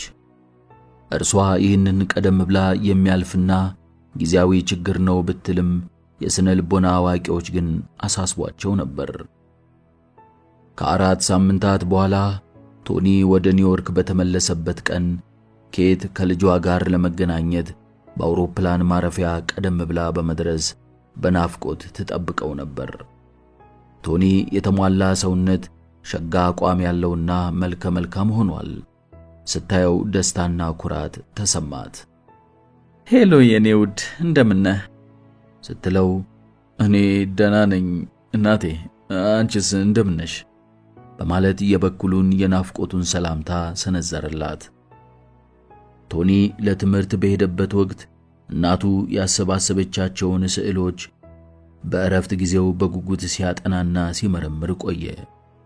የእርሱ ፍላጎት ሰዓሊ መሆን ስለሆነ በእረፍት ጊዜው ብሩሽና ቀለም ገዛና ራሱን በማስተማር አስመስሎ ለማሳል ይሞክር ጀመር። የሚስላቸው ስዕሎቹ ለሌሎች ግልጽ ስላይደሉ ለአንድም ሰው ለማሳየት ፈቃደኛ አልነበረም። የእኔ ስዕሎች በጣም ከሚደነቁት ከነዚህ ስዕሎች ጋር እንዴት ሊወዳደሩ ይችላሉ? ሲላት ኬት ስለ ቶኒ ስዕሎች ሳይሆን ስላከማቸቻቸው ስዕሎች አነሳችና አንድ ቀን እነዚህ ስዕሎች ሁሉ የአንተ የግል ንብረት ይሆናሉ የምወደህ ልጄ በማለት መለሰችለት። ይህ አባባሏ የ13 ዓመቱን ልጅ ይበልጥ ጭንቀት ውስጥ ጣለው። እናቱ ግን ጭንቀቱን አልተረዳችለትም። እነኚህ ስዕሎች ሁሉ የእርሱ ንብረቶች ሊሆኑ አይችሉም። የማይችሉበት ምክንያት ለእነዚህ ስዕሎች መሳል መገኘትና መሰባሰብ ቶኒ አንዳችም አስተዋጽኦ ያላደረገ ስለሆነ ነው። ቶኒ የራሱን ዘዴና መንገድ እንደምንም ለማመቻቸትና ለመፈለግ ቁርጥ ሐሳብ ያለው ልጅ ነው። ከእናቱ ለመለየት ገና አልወሰነም። በእርሱ አካባቢ ያለው ነገር ሁሉ አስደሳች ነው። ኬት መሃል ላይ ሆኖ መመሪያና ትዕዛዝ ታስተላልፍለታለች፣ ትወያያለች፣ ትገበያያለች። ልጇንም ወደ አዳዲስ ቦታዎች እየወሰደችው በጣም ጠቃሚና አስፈላጊ ከሆኑ ሰዎች ጋር ታስተዋውቀዋለች። ኬት የተፈራችና በምሳሌነት የምትጠቀስ ሴት ናት። በመሆኑም ቶኒ በእናቱ ከመጠን በላይ ይመካባታል። እናቱ በዓለም ላይ በጣም የምትደነቅ ሴት እንደሆነች ተገንዝቧል። ቶኒ ራሱን እንደ ጥፋተኛ ቆጠረ። እዚህ ውሳኔ ላይ ሊደርስ የቻለው ሲናገር የሚንተባተበው ኬት ስትኖር ብቻ ስለሆነ ነበር። ኬት እስከ ዛሬ ድረስ ልጇ በጣም እንደሚያከብራትና ከዚህም የተነሳ በጣም እንደሚፈራት ምንም አታውቅም ነበር። አንድ ቀን በረፍት ጊዜው እቤት ውስጥ ሆኖ ጥያቄ እስካቀረበላት ድረስ ችግሩን አልተረዳችለትም ነበር። እንዲህ ሲል ነበር የጠየቃት። እናቴ አንቺ ዓለምን ታስተዳድሪያለሽን? በጥያቄው ሳቀችና እርግጥ ነው ዓለምን አላስተዳድርም፣ ነገር ግን ይህንን የመሰለ የማይረባ ጥያቄ ለመጠየቅ የገፋፋ ምንድን ነው አለችው። የትምህርት ቤት ጓደኞቼ በሙሉ የሚያወሩት ስለ አንቺ ነው። አንቺ በእርግጥም ትልቅ ሰው ነሽ ሲላት፣ እኔ ያንተ እናት ነኝ አለችው። ቶኒ በዓለም ላይ ከሁሉም የበለጠ የሚመኘው ነገር ቢኖር ኬትን ማስደሰት ብቻ ነው። እናቱ ስለ ኩባንያው እድገት፣ ዛሬ ስላለበት ሁኔታ፣ ስለ አስተዳደሩና ስለ አመራሩ እንዲሁም ስለ ወደፊቱ ሁኔታ ምን ያህል እንደምታስብና እንደምትጨነቅ ያውቃል። በመሆኑም ለእናቱ ያዝናል። የኩባንያውን የወደፊት ሁኔታ ሲያስብ ደግሞ እርሱ ሊመራው እንደማይችል ስለሚገነዘብ ይቆጫል። ይህንን ስሜቱን ለእናቱ ሊገልጽላት በሚሞክርበት ወቅት ትስቅበትና ስሜት የማይሰጥ ነገር ነው በማለት ሐሳቡን ታጣጥልበታለች። በመጨረሻም ቶኒ አንተ ወደፊት ምን ማድረግ እንደሚገባ ለማወቅ እኮ አሁን በጣም ልጅ ነህ፣ ዕድሜ አይፈቅድልህም ትለዋለች። እንዲህ ስትለው ከመጨነቁና መንፈሱ ከመረበሹ የተነሳ መንተባተብ ይጀምረዋል። ቶኒ ሰዓሊ የመሆን ፍላጎት አድሮበታል። ይህንንም ሙያ የመረጠው ውበትን በማጥመድና በመያዝ ለብዙ ጊዜ ለማቆየት ወይንም የተፈጥሮ ውበትን በዘላለማዊ ነገር ላይ ቀርጾ በማኖር ለትውልድ ለማስተላለፍ ስለፈለገ ሲሆን ይህንን ማከናወን ደግሞ አንድ የረባ ነገር ለዓለም ማበርከት መሆኑን ጭምር ያምንበታል። ወደ ውጪ ሀገር በተለይም ወደ ፓሪስ ሄዶ የስዕል ሙያን ለመማር ፈለገ። በመሆኑም ስለ ሁኔታው እናቱን በጥንቃቄ ማማከር እንዳለበት ተገነዘበ። ኬትና ቶኒ በአንድነት ሆነው በጣም አስደሳች ጊዜ አሳለፉ። ኬት በጣም ሰፊ ግቢ ያለው የትልቅ መኖሪያ ቤት ባለቤት ናት። በፖልም የመዋኛ ስፍራ፣ በሳውዝ ካሮላይና የመኖሪያ ቤቶችን እንዲሁም በኬንቴኪ የፈረሶች ማርቢያ የሆነውን የእርሻ ቦታ ገዝታለታለች። እነኚህን ስፍራዎች በቶኒ የእረፍት ጊዜ አብረው ሆነው በመዘዋወር ጎብኝተዋቸዋል። ኬት የፈረስ ውድድር ስፖርትን በጣም ትወዳለች። የእርሷ የውድድር ፈረሶች ማሳደጊያ ቦታ በዓለም ካሉ ከሚባሉት የፈረሶች ማሳደጊያ ቦታዎች ሁሉ የበለጠና ተወዳዳሪ የሌለው ነው። ቶኒ ትምህርት በሌለው ቀን ከእርሷ ፈረሶች አንዱ ውድድር ያለበት ከሆነ ይዛው በመሄድ ውድድሩ እንዲመለከት ታደርጋለች። ከእናቱ ጋር በተዘጋጀለት ቦታ ይቀመጥና እናቱ ላንቃዋ እስከሚሰነጠቅ እየጮኸች ለተወዳዳሪዎች ድጋፍ ስትሰጥና ስታበረታታ በአድናቆት ይመለከታታል። የእርሷ ደስታ በውድድሩ እንጂ ከገንዘብ ጋር ምንም አይነት ግንኙነት እንደሌለው ቶኒ ተረድቷታል። እያሸነፍን ነው ቶኒ፣ ዘወትር አስታውስ፣ ዋናው ቁም ነገሩ ማሸነፉ ላይ ነው አለችው። በዳርክ ሃርበር ያሳለፉት ጊዜ አስደሳች ነበረ። በበጋ ወራት በእግር ጉዞ ሽርሽር በመሄድ ጀልባ በመቅዘፍና የስዕል አዳራሾችን በመጎብኘት ጊዜያቸውን ያሳልፋሉ። በክረምት ወራት ደግሞ ለበረዶ ስፖርት መወዳደሪያነትና ማዘውተሪያነት በተሰራ ጫማ እየተጠቀሙ ይጫወታሉ። በቤት ውስጥ ሲሆኑ ደግሞ በትልቁ የእሳት ምድጃ አጠገብ ይቀመጡና ኬት ለልጇ ከወንድ አያቷ ታሪክ ትጀምርና ስለ መላው ቤተሰብና ስለ ባንዳ እንዲሁም ማዳም ኤግነስና ሰራተኞቿ ለቶኒ ሴት አያት ስላደረገችላት ግብዣና ስላበረከተችላት ስጦታዎች ወዘተ ታወራለታለች። የሚያስደንቅ ታሪክ ያለው ቤተሰብ ነበር። ሊኮሩበትና ሊመኩበት የሚገባ ቤተሰብ፣ ከፍተኛ ግምት ሊሰጠው የሚገባ ቤተሰብ ነው። ክሩገር ብረንት ሊሚትድ አንድ ቀን ያንተ ይሆናል ቶኒ። ኩባንያውን አንተ ተተክተህ ትመራውና ብላ ንግግሯን ልትቀጥል ስትል አቋረጣት። እኔ ኩባንያውን ለመምራት አልፈልግም እማዬ። እኔ በትልቅ የንግድ ሥራ ሥልጣን አላምንም። በዚህ መኖር እኔ አልፈልግም ሲል ተናገራት።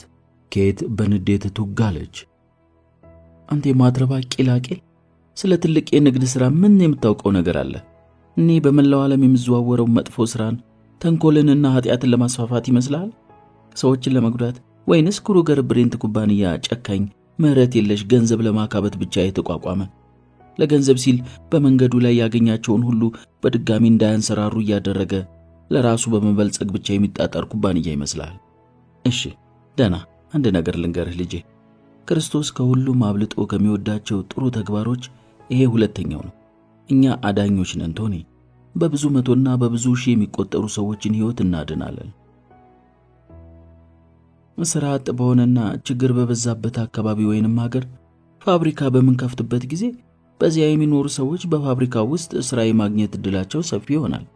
እየሰሩ በሚያገኙት ገቢ ደህና ኑሮ ኖረው ትምህርት ቤትና ቤተ መጻሕፍት ለማቋቋም፣ ቤተ ክርስቲያን ለማነጽ፣ ለልጆቻቸውም ተመጣጣኝ ምግብ ለመመገብ፣ ልብስ ለመግዛትና የሕፃናት መዋያዎችንና መዝናኛዎችን ለመስራት ይችላሉ። በዚህ የተነሳ እኛ የነሱ ታዳጊዎች ሆነናል። ስለሆነም ታላቅ የንግድ ሥራንና ሥልጣንን በድጋሚ አንቋሽ ስትናገር መስማት አልፈልግም አለችው። የሰጣት መልስ እኔ በጣም አዝናለሁ እማዬ የሚል ብቻ ነበር። ቶኒ የሚመኘውና የሚያስበው ሰዓሊ እሆናለሁ፣ መሆን አለብኝ እያለ ነበር። ቶኒ 15 ዓመት በሞላው ጊዜ የእረፍት ጊዜውን በደቡብ አፍሪካ እንዲያሳልፍ እናቱ መከረችው። እስከዚህ ዕድሜው ድረስ ወደ ደቡብ አፍሪካ ሄዶ አያውቅም። እኔ በአሁኑ ጊዜ ወደ ሌላ ቦታ መሄድ አልችልም ቶኒ። እዚያ ለመሄድ ፈቃደኛ ከሆንክ ደቡብ አፍሪካ አስደናቂ ሀገር እንደሆነ ልትገነዘብ ትችላለህ። በእኔ በኩል አስፈላጊውን ሁሉ አዘጋጅልሃለሁ አለችው። የእረፍት ጊዜን በዳርክ ሃርበር አሳልፋለሁ የሚል ግምት ነበረኝ እማዬ፣ የኔ እናት ሲላት፣ ግድ የለም በሚቀጥለው የበጋ ወቅት የእረፍት ጊዜን በዳርክ ሃርበር ታሳልፋለህ። በአሁኑ ጊዜ ወደ ደቡብ አፍሪካ እንድትሄድና በዚያም የእረፍት ጊዜህን እንድታሳልፍ ፍላጎቴ ነው አለችው ቁርጥ ባለ አነጋገር።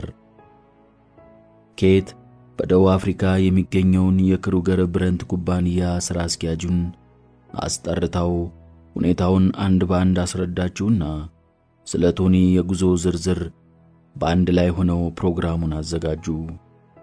እያንዳንዷ ቀን በፕሮግራም እንድትያዝ አደረጉ። ይህ የእረፍት ጊዜ ለቶኒ በጣም አስደሳችና አዝናኝና አስደናቂ እንዲሆን ጣሩለት። ይህንን ያደረጉት ቶኒ ስለ ኩባንያው ይበልጥ እንዲረዳ፣ በኩባንያው ላይ ያለው እምነት እንዲጠነክርና ሐሳቡንም እንዲለውጥ ለማድረግ ነው። ቶኒ ወደ ደቡብ አፍሪካ ከሄደ በኋላ ኬት በየቀኑ ስለ እርሱ ሁኔታ ሪፖርት ትቀበላለች። የወርቅ ማዕድን ከሚገኝባቸው ቦታዎች ወደ አንዱ በመሄድ ጉብኝት ያደረገ ሲሆን ወደ ዕንቁ ማምረቻ በመሄድም ለ2 ቀናት ያህል የክሩገር ብረንት ሊሚትድ ፋብሪካዎችንና ድርጅቶችን በመዘዋወር ጎበኛቸው። ከዚያም ወደ ኬንያ በመሄድ የመኪና እሽቅድድም ውድድሮችን ተመለከተ። የእረፍት ጊዜውን ሊፈጽም ጥቂት ቀናት ሲቀሩት ኬት ለኩባንያው ሥራ አስኪያጅ ስልክ ደወለችለት። ቶኒን እረፍቱ እንዴት ይዞታል ባክህ ስትል ጠየቀችው።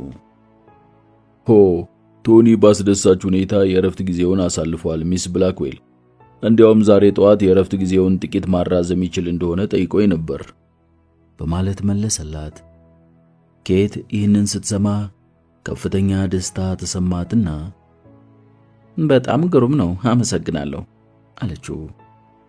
የቶኒ የእረፍት ጊዜ እንደተፈጸመ ወደ እንግሊዝ አገር በተለይም ወደ ሳውዛምፕተን ተጓዘ። ወደዚያ የሄደው በፓን አሜሪካን አየር መንገድ አውሮፕላን ተሳፍሮ ወደ አሜሪካ ለመጓዝ ነበር። ኬት በጣም ጠቃሚ የነበረውን ስብሰባ ሰርዛ የፓን አሜሪካ አየር መንገድ አዲስ ወደ አሰራውና ላጓርዲያ ተብሎ ወደሚጠራው አውሮፕላን ማረፊያ በመሄድ ተርሚናሉ ውስጥ ሆና ልጇን እንኳን ደህና መጣህ ለማለት በጉጉት ትጠባበቀው ጀመር። ቶኒን ስታገኘው ውብ የሆነው ፊቱ በደስታ ስሜት ይበልጥ ፈክቶ ነበር። በደቡብ አፍሪካ ጥሩ ጊዜ አሳለፍክ የምወደው ልጄ በማለት ስትጠይቀው ደቡብ አፍሪካ በጣም ልዩ ውብና አስደሳች አገር ናት። እናቴ ወደ ናቢብ በረሃ ወስደውኝ የኔ ወንድ አያት ከወንድ ቅድመ አያቴ ከቫንደር መርዌ ዕንቁዎችን የሰረቀበትን ቦታ እያንዳንዱን አሳዩኝ። አውቀሻል ግን ይህን አላት። እርሱ አልሰረቃቸውም ቶኒ፣ የወሰደው የራሱን ድርሻ ወይንም ለእርሱ ይገባው የነበረውን ዕንቁ ነው አለችው አባባሉን እያረመች። እርግጠኛ ነሽ? ያም ሆነ ይህ እኔ ወደዚያ ቦታ ሄጄ ነበር ለማለት ነው አላት በማሾፍ። በዚያ የባህር ሚስ የለም፣ ነገር ግን አሁንም ቢሆን ዘበኞቹ ውሾችና ሌሎች ነገሮች አሏቸው። ሆኖም ከዕንቁ ለአይነት አንድ እንኳን አልሰጡኝም አላት እየሳቀ። ኬትም ከመደሰቷ የተነሳ በኃይል ሳቀችና ለአንተ ናሙና መስጠት የለባቸውም የኔ ውድ። ይህንን ያልኩበት ምክንያት አንድ ቀን ሁሉም ዕንቁዎች የአንተ ንብረቶች መሆናቸውን የማይቀር ስለሆነ ነው እሺ አለችው። ይህንን ለሰዎች አንቺ ንገሪያቸው፣ እኔ ብነግራቸው አይሰሙኝም አላት። ቅፍ አደረገችውና በጉብኝትህ ተደስተሃል ወይስ አልተደሰትክም ልጄ በማለት ጠየቀችው። መልስ ባይሰጣትም ቶኒ በመጨረሻ የወደፊቱ የእርሱ ሀብትና ቅርስ ስለሚሆነው ነገር መጓጓቱንና ባየው ሁሉ መደሰቱን ኬት ስለተገነዘበች ሐሳቤ ተሳካ በማለት እጅግ በውስጧ ተደሰተች። እኔ ከሁሉ የበለጠ ምን እንደምወድ ታውቂያለሽ ሲላት ኬት በእናትነት ፍቅር እየተመለከተችው ዛቀች። ምንድነው ይበልጥ የምትወደው እባክህ አለችው። የተፈጥሮ ውበትን ነው ይበልጥ የምወደው። እኔ የእረፍት ጊዜን ባሳለፍኩባቸውና ተዘዋውሬ ባየኋቸው በእነዚያ ቦታዎች ሁሉ ያሉትን የመሬት አቀማመጦች ሁሉንም ስያቸዋለሁ። ደቡብ አፍሪካን ለቅቄ መምጣት አልፈለኩም ነበር። አሁንም ቢሆን ተመልሼ ወደዚያ በመሄድ ስዕል ለመሳል ፈልጋለሁ አላት። ስዕል መሳል በማለት ኬት የመጓጓት ስሜት በተሞላበት መልክ ለመናገር እየሞከረች ይሄ አስደናቂና ጥሩ የጊዜ ማሳለፊያ ፍላጎትን የሚያንጸባርቅ ነው ቶኒ አለችው። አይደለም፣ ለጊዜ ማሳለፊያነት እንኳን ማለቴ አይደለም እናቴ። እኔ ወደፊት ሰዓሊ መሆን እፈልጋለሁ። በዚህ ምርጫዬ ላይ ብዙ ጊዜ አስቤበታለሁ። የስዕል ሙያን ለማጥናት ወደ ፓሪስም እሄዳለሁ። በስዕል ተሰጥኦ እንዳለኝ በደንብ ያውቃለሁ አላት። ይህንን ስትሰማ ኬት መንፈሷ በጭንቀት ተዋጠና ቀሪውን ሕይወትን ስዕል በመሳል ማሳለፍ ትፈልጋለህ በማለት ስትጠይቀው አዎ እናቴ፣ እኔ እፈልጋለሁ። በሕይወቴ ከልቤ በእርግጠኝነት ነው ይህን የምወደውና የምመርጠው። እኔ በቃ ስዕል ሰዓሊ መሆን ነው የምፈልገው ሲል መለሰላት። እናትና ልጁ በአስተሳሰብና በፍላጎት ተለያዩ። በዚህ ጊዜ ኬት እንደተሸነፈችና የእርሷ ፍላጎትና ምኞት እንዳልተሳካ አወቀች። ቶኒ የራሱን ሕይወት ለመኖር መብት እንዳለው ተገነዘበች። መብቱ የተጠበቀ ቢሆንም ልጄ ይህንን የመሰለ መጥፎ ምርጫ ላይ ሲወድቅ እንዴት ዝም ብዬ ፈቅድለታለሁ በማለት ራሷን ጠየቀች።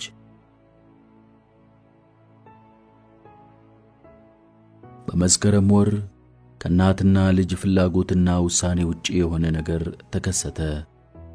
ይኸውም በአውሮፓ ጦርነት መነሳቱ ነበር። የፋይናንስና የንግድ ትምህርት ቤት በሆነው በሆርተን ትምህርት ቤት ተመዝግበ እንድትማር ፈልጋለሁ። ከ2 ዓመት በኋላ በዚያን ጊዜም አርቲስት የመሆን ፍላጎት የሚኖር ከሆነ የኔን ምርቃትና በረከቱን ታገኛለህ አለችው። ኬት ይህንን የተናገረችው በ2 ዓመት ውስጥ ቶኒ አስተሳሰቡን እንደሚለውጥ እርግጠኛ በመሆኗ ነበር። የኬት ልጅ ይህንን ሁሉ ሀብት ሞልቶ ተርፎት በቁርጥራጭ ሸራዎች ላይ ስዕል እየሳለና ቀለም እየቀባ ይኖራል ማለትን ማንም ሊያምነው የማይችል ነገር ነው። ምንም ይምረጥ ምንም ቶኒ የኬት ልጅ ነው። ለኬት ብላክዌል ሁለተኛው የዓለም ጦርነት እንዳለፈው ሁሉ ሌላ ጥሩ ዕድልና አጋጣሚ ከፈተላት። በመላው ዓለም የተለያዩ የወታደራዊ ዕቃዎች አቅርቦት ከፍተኛ ችግር መኖሩን ተገነዘበች። ይህንን ሁኔታ ማቃለልና ማሟላት የሚችለው ደግሞ ክሩገር ብሬንት ኩባንያ ነው። የኩባንያው አንዱ ምድብ ለጦር ኃይሎች አስፈላጊ ዕቃዎችን ሲያቀርብ፣ ሌላው ደግሞ የሰላማዊ ሰዎችን ፍላጎት የሚያሟሉ ዕቃዎችን ማቅረቡን ቀጥሏል። ገበያው ስለጦፈ የኩባንያው ፋብሪካዎች 24 ሰዓት ይሰሩ ጀመር። አሜሪካ በዚህ ጦርነት በገለልተኝነት እንደማትቆይ ኬት እርግጠኛ ነበረች። ፕሬዝዳንት ፍራንክሊን ዲ ሩዝቬልት ሀገሪቱ የዲሞክራሲ መናኸሪያ እንድትሆን ጥሪ አድርገው ነበርና መጋቢት 11 ቀን 1941 የማዳበር፣ የማከራየት፣ የመኮናተር ሕግ እንዲረቅና ወደ ኮንግረሱ እንዲቀርብ አደረጉ። የጦር ቃል ኪዳን አገሮች መርከቦች ላይ ስጋት ያደረ ከመሆኑም በቀር የሚተላለፉባቸው የባህር በሮች ሁሉ ተዘግተውባቸዋል። በወደቦችም እንዳይገለገሉ ተጽዕኖ ተደርጎባቸዋል። የጦር ጀልባዎችና የጀርመን ባህር ጠለቅ መርከቦች የጦር ቃል ኪዳን ሀገሮች ንብረት የሆኑ ብዙ መርከቦችን በማጥቃት አሰጠሟቸው። ጀርመኖች በጦርነቱ አምነውበትና ራሳቸውን መስዋዕት ለማድረግ በቅድሚያ አስበውበት ስለተነሱ ጦርነቱን ለማቆም ምንም አይነት ፍላጎት ያላቸው አይመስሉም። የቨርሳይለሱን ውል ወይንም ስምምነት በመጣስ አዶልፍ ሂትለር በታሪክ ውስጥ ተወዳዳሪ የማይገኝለት ታላቅ የጦር ኃይልና መሳሪያን አደራጀ። አዲስና ቤልትዝ ግሪክ ቴክኒክ በመባል በሚታወቀው የውጊያ ስልት ጀርመን በቅድሚያ ሆላንድን ቀጥሎም ቤልጂግንና ኔዘርላንድን ወረረች። ወዲያውኑ ዴንማርክን፣ ኖርዌይን፣ ሉክዘምበርግንና ፈረንሳይን በተከታታይ በመውረር አጠቃች።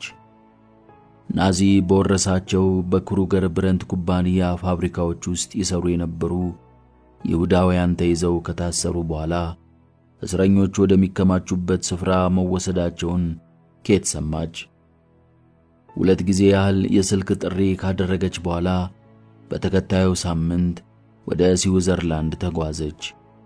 ስዊዘርላንድ ደርሳ ዙሪክ በሚገኘው ባውር አውላክ ተብሎ በሚጠራው ሆቴል እንደገባች ኮሎኔል ብሬክማን እርሷን ለማነጋገር እንደሚፈልግ መልእክት ደረሳት። ብሬክማን ካሁን በፊት በርሊን የሚገኘው የክሩገር ብረንት ሊሚትድ ቅርንጫፍ ፋብሪካ ሥራ አስኪያጅ ነበር። ፋብሪካው በናዚ መንግሥት ከተወረሰ በኋላ ብሬክማን የኮሎኔልነት ማዕረግ ተሰጥቶት ሥራውን እንዲመራ ተደርጎ ነበር። ኬትን ለማየት ወደ ሆቴሉ መጣ። አንቺን በማየቴ በጣም ደስ ተሰኝቻለሁ ሚስ ብላክዌል። ላንቺ የሚሰጥ መልእክት ከመንግስቴ ይዤ መጥቻለሁ። እኛ ጦርነቱን እንዳሸነፍን ወዲያውኑ ፋብሪካው ላንቺ እንደሚመለስልሽ እንዳረጋግጥልሽ መንግስቴ እኔን ወክሎኛል በማለት ነገራት።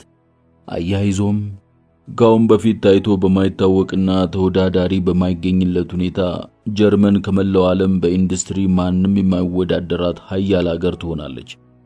በዚያን ጊዜ የሰዎችን ትብብር እንሻለን። ከኛ ጋር ተባብረው ለመስራት የሚፈልጉ ሰዎችን በደስታ እንቀበላለን። አንቺን የመሰሉ የዳበረ ልምድ ያላቸውን ሰዎች ትብብር በጥብቅ እንፈልገዋለን። ጀርመን በጦርነቱ የተሸነፈች እንደሆነስ ብላ ስትጠይቀው ኮሎኔል ብሪንክማን ከንፈሮቹን በትንሹም በማላቀቅ ጥቂት ፈገግ እንደማለት ሞከረና አንቺም እኔም እንደማይሞከር ልቦናችን ያውቀዋል። ሚስ ብላክዌል አይደለም? አሜሪካ በአውሮፓ ንግድ ውስጥ ከመግባት መታቀቧ ብልህነቷን አረጋግጦለታል። በዚህ አቋሟ እንደምትቀጥልም ተስፋ አደርጋለሁ አላት። ወደፊት ዘንበል ብላ ወደ እርሱ ጠጋ በማለት ሰሞኑን አንዳንድ አሉባልታዎች ሰምቻለሁ። ይኸውም በፋብሪካችን የሚሰሩ ይሁዳውያን ተይዘው ወደ እስረኞች ማጠራቀሚያ ካምፕ ተወስደው ተገለዋል የሚል ነው። ይሄ እውነት ነው ኮሎኔል? ስትል ጠየቀችው። ይሄ የእንግሊዞቹ ፕሮፓጋንዳ እንደሆነ አረጋግጥልሻለሁ። ይሁዳውያኖች ካምፖችንና መጠለያዎችን እንዲሰሩ በትዕዛዝ መላካቸው እርግጥ ነው። እኔ በወታደራዊ መኮንንነቴ ለእነርሱ ሊደረግላቸው የሚገባ ሁሉ እንደሚደረግላቸው እውነተኛ ቃሌን ልሰጥሽ እወዳለሁ አላት። ኬት የነገራት ሁሉ በትክክል ምን እንደሆነ ባለመረዳቷ ተገረመችና ሁኔታውን ለማጣራት አቀደች። በሚቀጥለው ቀን አቶ ቡለር ከሚባለውና ስመጥር ከሆነው ጀርመናዊ ነጋዴ ጋር ለመነጋገር ቀጠሮ ያዘች። ቡለር ዕድሜው 50ዎቹ ዓመታት ውስጥ ነው። ከኬት ጋር በሆነ ሆፍ አጠገብ በምትገኘው ትንሽ ካፍቴሪያ ተገናኙ።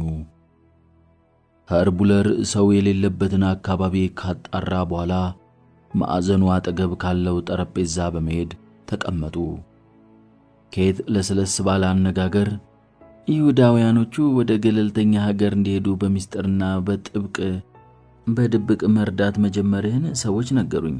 የሰማሁት እውነት ነው? ስትል ጠየቀችው። ሐሰት ነው ሚስ ብላክዌል። ይህንን መስራት ሀገርን እንደ መክዳት የሚቆጠርና ተርድ ሪችን መቃወም ማለትም ከ1933 እስከ 1945 ያለውን የጀርመን ናዚ አገዛዝን መቃወም ነው አላት። ይህንን ተግባርህን በሚገባ ለማካሄድ በገንዘብ የሚረዳ ሰው በመፈለግ ላይ መሆንህን ሰምቼ ነበር ስትለው ኸር ቡለር ራሱን ነቀነቀና በድብቅ ወይንም በሚስጥር የምሰራው ሥራ እስከሌለ ድረስ ለሥራው ማካሄጃ የሚሆነኝ ገንዘብ የምፈልግበት ምንም ምክንያት አይኖረኝም አይደለም እንዴ አላትና አይኑን በንዴት እያጉረጠረጠ የካፍቴሪያውን ጣሪያ ግድግዳውንና ወለሉን በተደጋጋሚ መመልከቱን ቀጠለ። ኸር ቡለር በየቀኑ የሚተነፍሰው አየር፣ የሚተኛው እንቅልፍ፣ በአጠቃላይ በእያንዳንዱ ቀን የሚመራው ሕይወት ሁሉ ከአደጋ ጋር የተቆራኘ ነው። በመጠኑም ቢሆን ባለኝ አቅም ሁሉም አንተን ለመረዳት ተስፋ አድርጌ ነበር የመጣሁት። ክሩገር ብረንት ሊሚትድ በገለልተኛና የጦር ቃል ኪዳን ሀገሮች ተባባሪ በሆኑ ሀገሮች ውስጥ ብዙ ፋብሪካዎች አሉት። ፋብሪካዎቹ ባሉበት ሀገር በስደተኝነት የመኖሪያ ፍቃድ የሚያገኙ ሰዎች ካሉ ሥራ እንዲያገኙ እኔ ሁኔታዎችን ሁሉ አመቻችላቸዋለሁ አለችው ኬት ጥንቃቄ በተሞላበት ሁኔታ። ኸር ቡለር ቁጭ ብሎ መራራ ቡናውን ሲጠጣ ቆየና በመጨረሻም አንቺ ስለምትያቸው ነገሮች ሁሉ እኔ የማውቀው አንዳችም ነገር የለኝም። ፖለቲካ በአሁኑ ጊዜ አደገኛ ነው። ሆኖም አንቺ ከፍ ያለ ስቃይ የደረሰባቸውንና የተቸገሩ ሰዎችን ለመርዳት ፈቃደኛ ከሆንሽና ፍላጎቱ ካለሽ በእንግሊዝ ሀገር በተከሰተው አሰቃቂ ሁኔታ በሽታ የተነሳ በከፍተኛ ስቃይ ላይ የሚገኝ አጎት ስላለኝ እርሱን ብትረጅልኝ አመሰግንሻለሁ። ለሕክምና የሚያወጣው እጅግ ብዙ ገንዘብ ስለሆነ ተቸግሯል አላት። ምን ያለው ስትል ጠየቀችው። በወር $50,000 ነው አላት። ለሕክምና የሚያስፈልገውን ገንዘብ ለመስጠት ወይንም ለመክፈል ፈቃደኛ ነኝ። ሆኖም ሁኔታዎቹ በቅድሚያ ሊመቻቹልኝ ይገባል። አስፈላጊ ሁሉ ከተመቻቸ በቀላሉ ገንዘቡን ወደ ስዊዝ ባንክ ለመላክ ይቻላል አለችው። ሊመቻች ይችላል። የኔ አጎት ይህንን ሲያገኝ እጅግ ይደሰታል አላት። ከ8 ሳምንታት በኋላ ተስፋ በሚጣልበት ሁኔታ ጥቂት ይሁዳውያን ስደተኞች በክሩገር ብረንት ፋብሪካዎች ተቀጥረው ለመስራት ወደ ጦር ቃል ኪዳን ሀገሮች መምጣት ጀመሩ። በሁለተኛው ዓመት መጨረሻ ላይ ቶኒ ትምህርቱን አቋርጦ ሁኔታውን ለመንገር ወደ ኬት ቢሮ ሄደ። በበኩሌ ሞከርኩኝ የኔ እናት፣ በእርግጥ አድርጌያለሁ። አስተሳሰቤን እንደገና እያስተካከልኩኝ፣ እኔ ግን ስዕል ለመማር ፈልጋለሁ። ጦርነቱ እንደተፈጸመ ወደ ፓሪስ እሄዳለሁ አላት። ቶኒ የሚናገረው እያንዳንዱ ቃል ኬትን በመዶሻ እንደተመታች ያህል ያማት ነበር። ቅር እንደሚልሽ አውቃለሁ። ሆኖም የራሴ ሕይወት መኖር አለብኝ። ጥሩ እንደመሆን አስባለሁ። በእርግጥም ጥሩ ሰው ሆናለሁ አላትና በኬት ፊት ላይ ያለውን ሁኔታ ተመለከተ። አንቺ እንዳደርግ የጠየቅሽኝን አድርጌያለሁ። እንድፈጽም ያዘዝሽኝንም ፈጽሜያለሁ። አሁን ደግሞ ለእኔ ዕድል መስጠት አለብሽ እናቴ።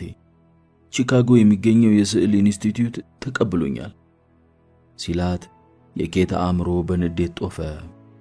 በኬት ዘንድ ቶኒ ማድረግ የሚፈልገው የማይረባና ቁም ነገር የሌለው ነገር ነው። እርሷ የምትችለው ነገር ቢኖር ወደ ቺካጎ መቼ ለመሄድ አስበሃል በማለት መጠየቅን ብቻ ነው።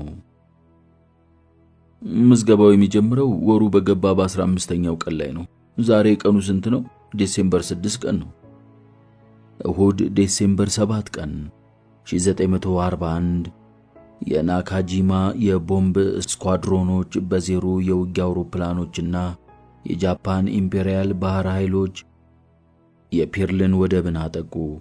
በመሆኑም በተከታዩ ቀን አሜሪካ በጦርነቱ ውስጥ ገባች። በዚያን ዕለት ከሰዓት በኋላ ቶኒ በባህር ኃይል ጓድ ውስጥ ለማገልገል ተመለመለ። በመኮንኖች ትምህርት ቤት እንዲሰለጥን በቨርጂኒያ ግዛት ወደሚገኘው ኳንቲኮ ተብሎ ወደሚጠራው ማሰልጠኛ ስፍራ ተወሰደ። ስልጠናውን ጨርሶ እንደተመረቀ በደቡብ ፓሲፊክ ለግዳጅ ተሰማራ። ኬት ከመጠን ያለፈ ጭንቀት ውስጥ ወደቀች። በገደል አፋፍ ላይ እንደምትኖር ቆጠረችው። የሥራ ሰዓቷ የኩባንያውን ሥራ በመሥራት በጣም የተጨናነቀ ነው። ሆኖም ከሥራው ሌላ በአእምሮዋ ውስጥ የፍርሃት ደወል በየጊዜው ያንቃጭልባታል። ፍርሃት ሊያድርባት የቻለው ስለ ቶኒ አሰቃቂ ዜና ማለትም ቆሰለ ወይንም ሞተ የሚል ወሬ ሰማይ ይሆናል በማለት ከመስጋቷ የተነሳ ነው። ከጃፓን ጋር የሚካሄደው ጦርነት በመጥፎ ሁኔታ ቀጥሏል። የጃፓን ቦምብ ጣይ አውሮፕላኖች በጉአም በሚድዋይና በዌክ ደሴቶች የሚኖሩትን የአሜሪካ የጦር ሰፈሮች በቦምብ ክፉኛ መደብደባቸው ተሰማ። በየካቲት ወር 1942 ሲንጋፖርን በቁጥጥራቸው ስር አደረጉ። ከዚያም ገስግሰው አዲሷን ብሪታንያን፣ አዲሷን አየርላንድንና የሰለሞንን ደሴቶችን ለመያዝ ቻሉ። ጀነራል ዶግላስ ማካርተር ፊሊፒንስን ለቆ እንዲወጣ ተገደደ። ጀርመን፣ ጣሊያንና ጃፓን የፈጠሩት የጦር ኅብረት ቀስ በቀስ ዓለምን በጦርነት ማሸነፉን ቀጥሏል። የጦርነቱ ጥላ በመላው ዓለም ሀገሮች ላይም አጠላ። ኬት ይህንን ስትሰማ ቶኒ ተማርኮ ይወሰድና ይሰቃይ ይሆናል በማለት በእጅጉ ፈራች። ባላት ሀብትና ገንዘብ በዚህም የተነሳ ባገኘችው ተፈሪነት፣ ተከባሪነትና ሥልጣን ለቶኒ ልታደርግ የቻለችውን ቅንጣት ያህል ነገር የለም። ልታደርግ የምትችለው ቢኖር መጸለይና አምላክን መለመን ብቻ ነበር። ከቶኒ የምትላከው እያንዳንዷ ደብዳቤ የተሰፋ መብራት ወይንም ምልክት ናት። የደብዳቤው መድረስ ደብዳቤው እናቱ ዘንድ ከመድረሱ ጥቂት ሳምንታት በፊት ቶኒ ደህና መሆኑንና በሕይወት መኖሩን የሚያረጋግጥ ነው። በመሃሉ ቶኒ በመጽሐፉ ላይ እኛን እዚህ ጨለማ ውስጥ ነው ያስቀመጡን፣ ምንም ነገር አይገልጹልንም፣ ሁሉንም ነገር በሚስጥር ይዙታል፣ ስለምንም እንድናውቅ አይፈልጉም። ሩሳውያን አሁንም ጦርነቱን ቀጥለውታል። የጃፓን ወታደር በጣም ጨካኝ ነው። እርሱን ማክበር አለብሽ። ሞትን ፈጽሞ አልፈራውም። በስቴት ምን እየተካሄደ ነው? ሁኔታው እንዴት ነው? በእርግጥ የፋብሪካ ሰራተኞች ተጨማሪ ገንዘብ እንዲከፈላቸው የሥራ ማቆም አድማ እያደረጉ ነው? የፒቲ ጀልባዎች እዚህ ሀያሌ ጠቃሚ ሥራዎችን እያከናወኑ ነው። ልጆቹም በሙሉ ጀግኖች ናቸው። ከእነርሱ ጋር ኃይለኛና የጠበቀ ግንኙነት አለሽ የኔ እናት። ስለሆነም ጥቂት 100 F4 ዩኤስ አዲስ የባህር ኃይል መዋጊያዎችን ላኪልን ናፋቂው ልጅሽ የሚል ይገኝበታል። ነሐሴ 7 ቀን 1942 የጦር ቃል ኪዳን አገሮች ወታደሮች በፓስፊክ ውቅያኖስን የማጥቃት እርምጃ ሰነዘሩ። የዩናይትድ ስቴትስ የባህር ኃይል በሰለሞን ደሴቶች ውስጥ በጓዳል ካናል ሰፈረ። ከዚያም የጦር ሰፈርተኛው እዚያው በማድረግ የተንቀሳቀሱ ደሴቶችን ለማስመለስና ከጃፓኖች ላለማሳቀቅ ይዋጉ ነበር።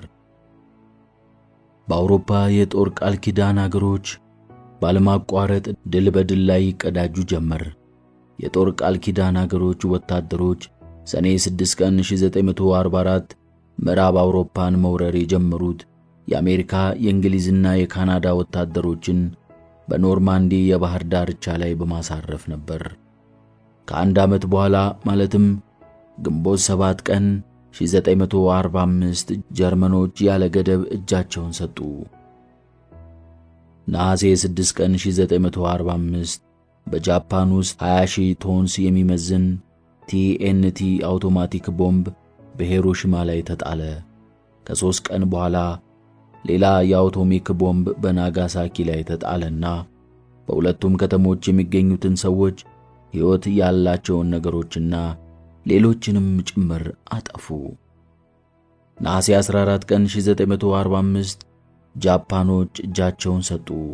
ከዚህም በኋላ ረጅሙና ለብዙ ሚሊዮን ሕዝብ ሕይወት መጥፋትና ስፍር ቁጥር ለማይገኝለት ንብረት መውደም ምክንያት የሆነው ጦርነት ተፈጸመ።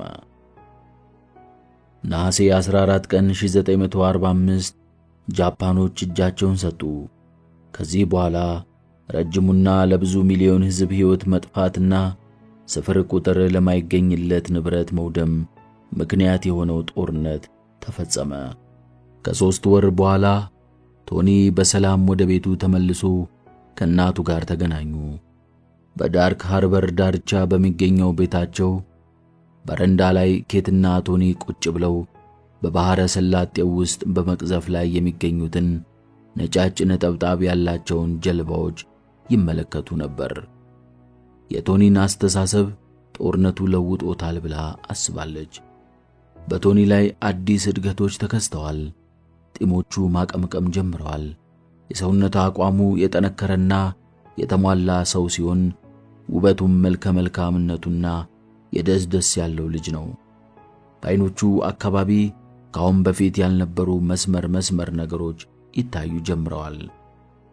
በባህር ላይ የቆየባቸው ዓመታት ካሁን በፊት በኩባንያው ውስጥ ላለመስራት ኩባንያውን ወደፊት አልመራም፣ ምርጫዬ ሌላ ነው በማለት ሙጥኝ ብሎ ይዞት የነበረውን ሐሳብ እንዲለውጥ ወይንም እንደገና እንዲያስብበት የሚያደርገው በቂ ጊዜ እንዳገኘ እርግጠኛ ነበረችና አሁንስ ዕቅድህ ምንድነው የኔ ልጅ በማለት ጠየቀችው።